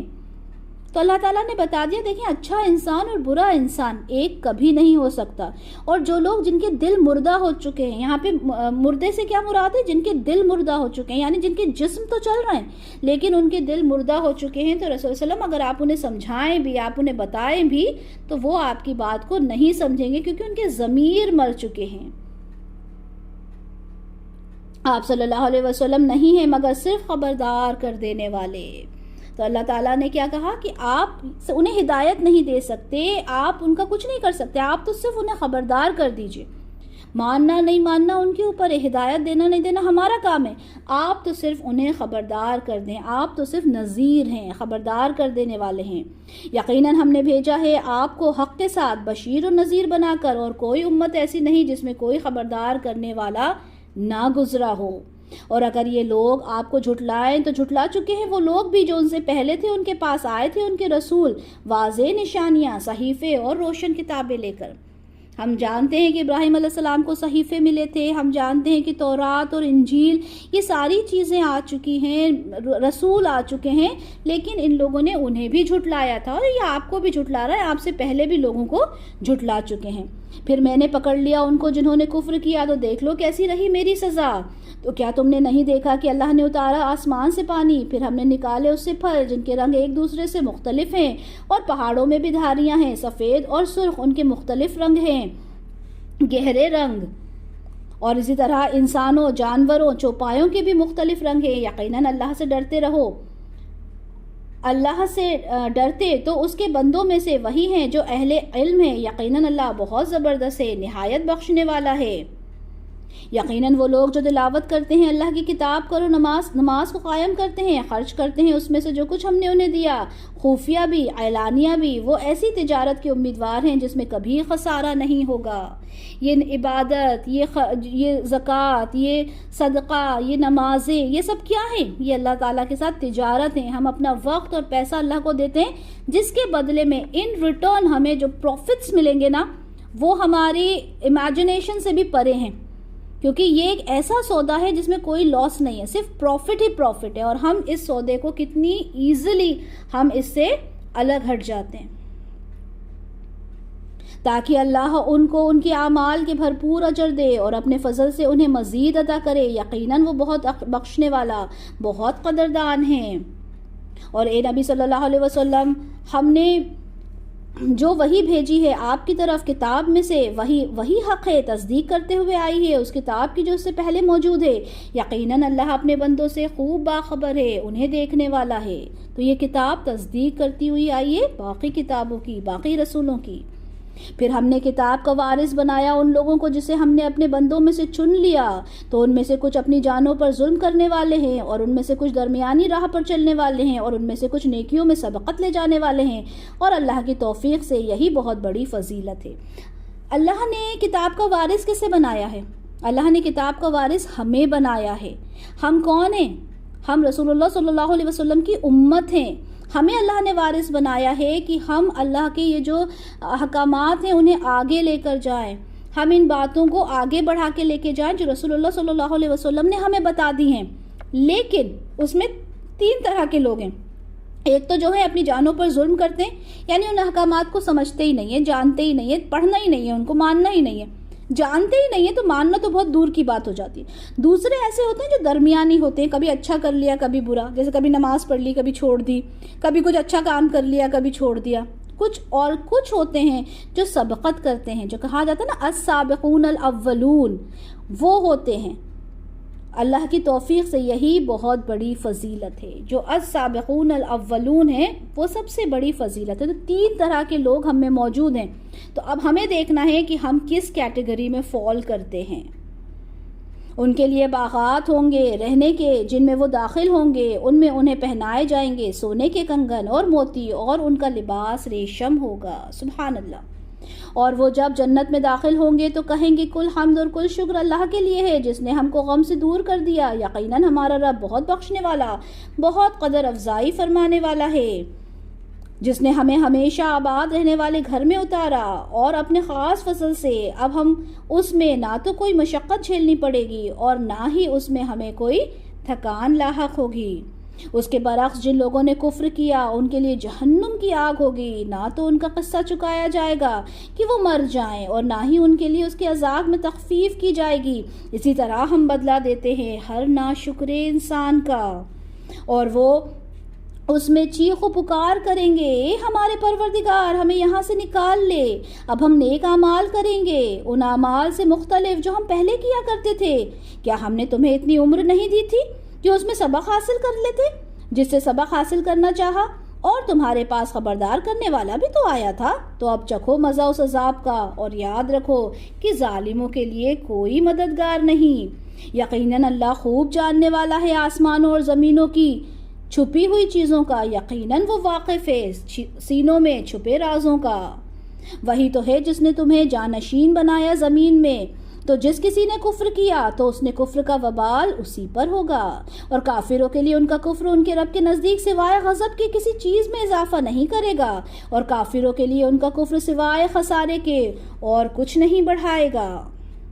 آپ صلی اللہ علیہ وسلم کہہ دیجئے کیا تم نے اپنے ان شریکوں کے بارے میں کبھی غور کیا جن کو تم اللہ کے سوا پکارتے ہو؟ ذرا مجھے دکھاؤ کہ انہوں نے زمین میں کوئی چیز پیدا کی ہے، یا اس کی کوئی شراکت ہے آسمانوں میں، یا ہم نے انہیں کوئی کتاب عطا کی تھی اور وہ اس کی کسی واضح دلیل پر ہیں، بلکہ یہ ظالم آپس میں ایک دوسرے کو وعدے نہیں دے رہے مگر فریب کے۔ تو اللہ تعالیٰ کہہ رہا ہے ان سے پوچھو یہ جو باتیں کر رہے ہیں کیا ہم نے ان کو کہا تھا، یا ان کے جو شریک ہیں کیا وہ کہتے ہیں کہ ہم نے آسمان بنایا زمین بنایا، یا تو ان کو یا تو کوئی کتاب دے دی گئی ہے جس میں یہ ساری چیزیں لکھی ہوئی ہیں؟ تو یہ ایک دوسرے کے ساتھ فریب کرتے ہیں۔ یقیناً اللہ ہی تھامے ہوئے ہیں آسمانوں اور زمینوں کو کہ وہ اپنے راستے سے ہٹ نہ جائیں، اور اگر وہ ہٹ جائیں تو کوئی نہیں ہے جو ان کو دھام سکے اس کے بعد، یقیناً وہ بہت بردبار بہت بخشنے والا ہے۔ کبھی آسمان پہ غور کیا؟ آسمان وداؤٹ اینی پلرز کھڑا ہوا ہے۔ ہم ایک چھوٹا سا گھر بناتے ہیں اس کے لیے ہمیں کتنے سارے پلرز لگانا پڑتے ہیں۔ تو اللہ تعالیٰ کی قدرت ہے جن پر ہم نے غور کرنا ہے۔ اور انہوں نے اللہ کی پختہ قسمیں کھائی تھیں کہ اگر ان کے پاس کوئی خبردار کرنے والا آیا تو وہ لازماً ہدایت یافتہ ہو جائیں گے کسی بھی امت سے بڑھ کر۔ پھر جب آ گئے ان کے پاس خبردار کرنے والے یعنی محمد صلی اللہ علیہ وسلم، تو اس چیز سے ان کے اندر حق سے فرار کے سوا کوئی اضافہ نہیں کیا۔ کیا ہوا کہ انہوں نے کہا کہ اگر ہمارے پاس کوئی رسول آئے گا تو ہم بہت زیادہ اس کی اطاعت کرنے والے ہوں گے، ہر کسی قوم سے زیادہ۔ لیکن ہوا کیا؟ جب آپ صلی اللہ علیہ وسلم ان کے پاس آئے تو انہوں نے اس بات کو نہیں مانا۔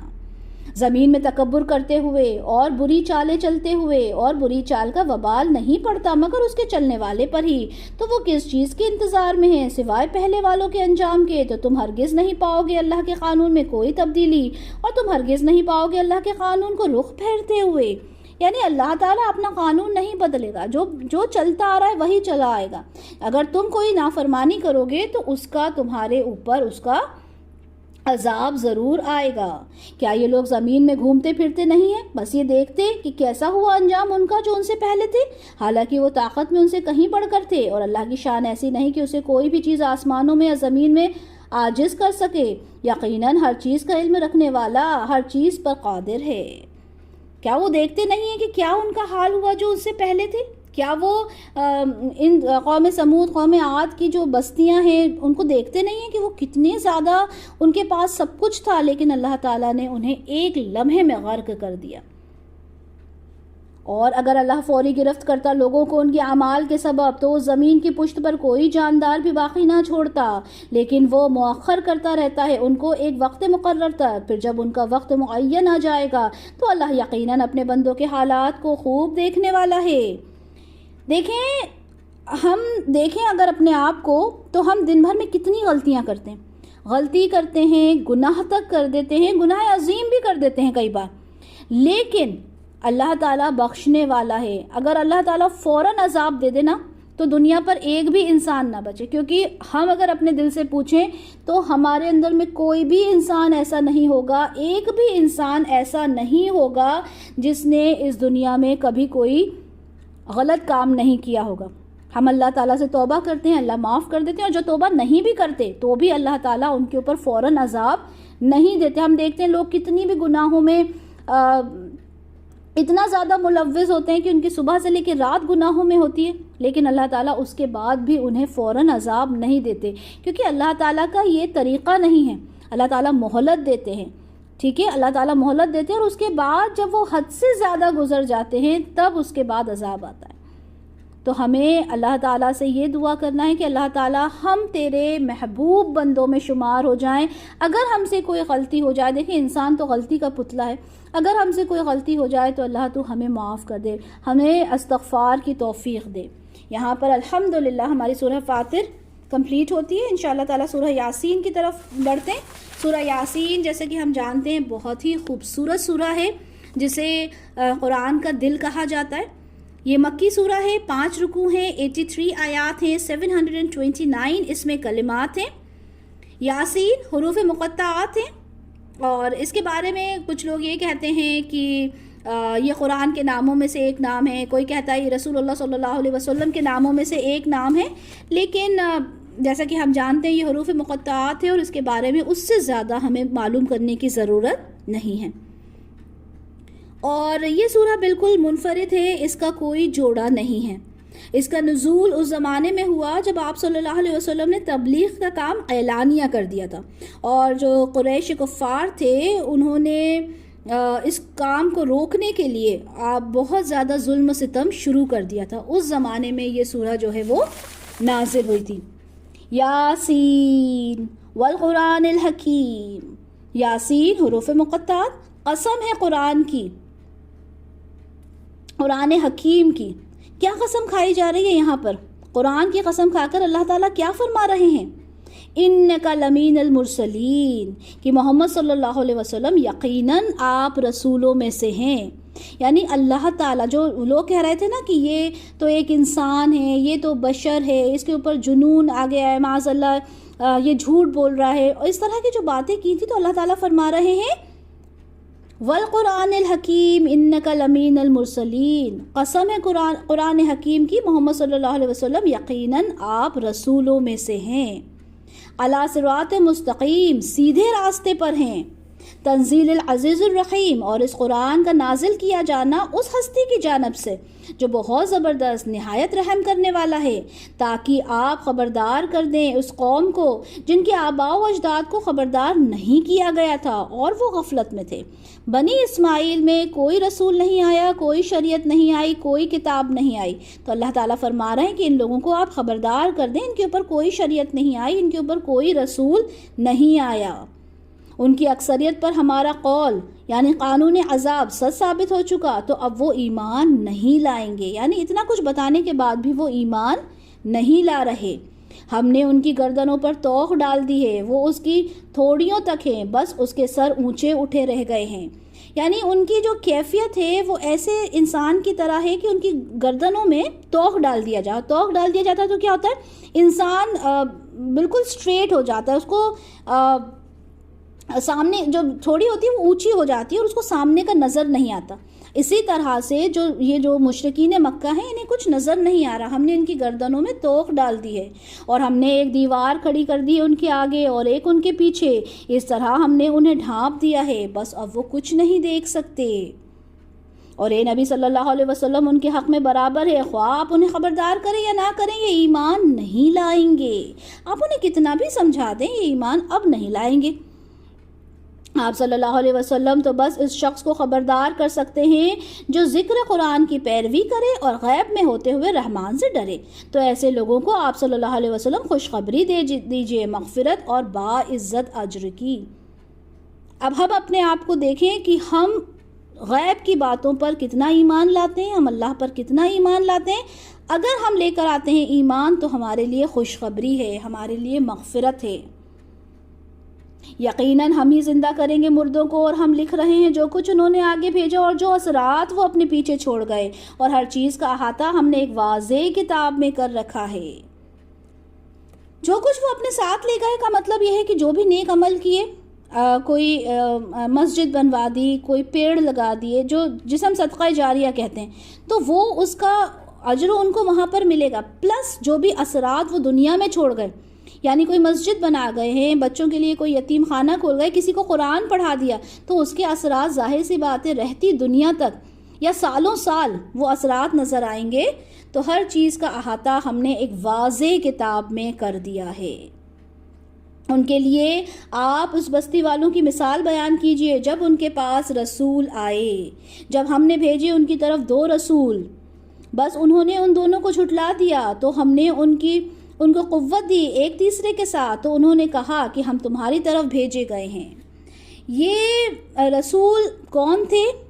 یہ 2 رسول پلس 1 رسول پھر بھیجے گئے کون تھے، کون سی بستی تھی، اس کے بارے میں کوئی ڈیٹیل ہمیں نہیں ملتی۔ کوئی کہتا ہے کہ یہ رسول نہ ہو کے رسولوں کے رسول تھے، یعنی میسنجر کے میسنجر تھے۔ کوئی کہتا ہے کہ یہ عیسیٰ علیہ السلام کے حواری میں سے تھے جو اللہ تعالیٰ کا پیغام لے کر آئے تھے۔ کون سی بستی تھی اس کے بارے میں بھی ہمیں کوئی انفارمیشن نہیں ہے کہ وہ کون سی جگہ تھی۔ تو اللہ تعالیٰ جن چیزوں کو ہمیں نہیں بتاتا، ہمیں اس کی ڈیپتھ میں نہیں جانا۔ یہاں پر صرف یہ بتایا گیا کہ اس بستی پر جب رسولوں کی بات نہیں مانی گئی تو کیا ہوا، کیسے ہوا۔ ہم نے صرف وہ دیکھنا ہے کہ جو انکار کرتے ہیں اللہ کی نعمتوں کا، ان کے ساتھ کیا ہوتا ہے، کیونکہ اگر ہم اس کا نام جان بھی لیں گے یا ان رسولوں کے بارے میں جان بھی لیں گے تو اس سے تو ہمیں کوئی فرق نہیں پڑتا۔ تو جو چیزیں اللہ تعالیٰ نے ہمیں بتا دی ہیں ہم نے اسی پہ غور و فکر کرنا ہے۔ یعنی اس چیز کو یہاں پہ سورہ یاسین میں رکھنے کا کیا مقصد ہے کہ کیا ان لوگوں نے کیا، کس طرح سے وہ لوگ رسولوں کی باتوں کا انکار کرتے تھے، اس پہ ہم نے غور کرنا ہے۔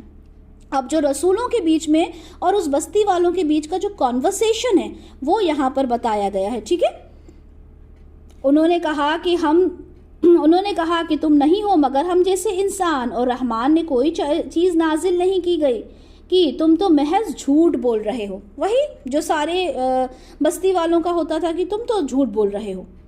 قالوا ربنا يعلم انا الیکم لمرسلون، انہوں نے کہا کہ ہمارا رب جانتا ہے کہ ہم یقیناً تمہاری طرف بھیجے گئے ہیں، یعنی اللہ کی طرف سے بھیجے گئے ہیں۔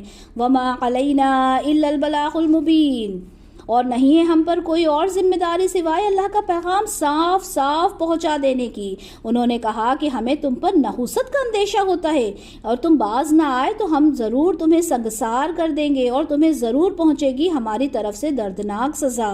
تو انہوں نے کہا کہ تمہاری نحوست تو تمہارے اپنے ساتھ ہے، یا اس کے لیے کہ تمہیں نصیحت کی گئی ہے، اور تمہارے اپنے اندر بھی اللہ کی نشانیاں ہیں، کیا تم دیکھتے نہیں بلکہ تم حد سے بڑھ جانے والے ہو۔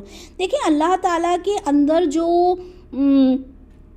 اللہ تعالیٰ نے جو انسان کے اندر روح ڈالی ہے نا، وہ روح پاک ہوتی ہے، ہر عیب سے پاک ہوتی ہے، اور وہ جانتی ہے کہ اللہ کیا ہے۔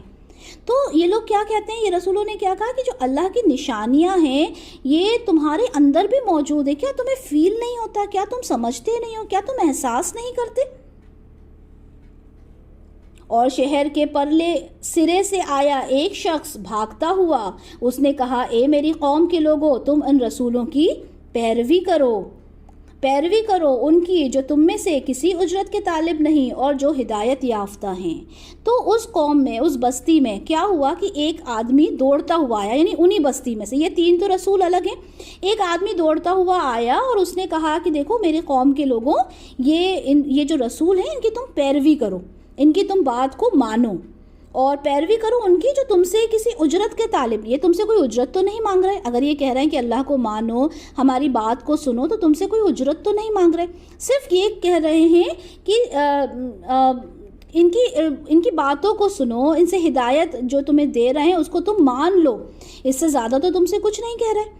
تو یہ جو ایک انسان تھا، ایک شخص تھا، ایک آدمی تھا جو چلا ہوا آیا، دوڑتا ہوا آیا، اور اس نے اپنے ہی بستی کے لوگوں کو سمجھانے کی کوشش کی۔ بارک اللہ لی ولکم فی القرآن الکریم ونفعنی وإیاکم بما فیہ من الآیات وذکر الحکیم۔ سبحانک اللہم وبحمدک، اشہد ان لا الہ الا انت، استغفرک واتوب الیک۔ جزاک اللہ خیرا کثیرا وأحسن الدنیا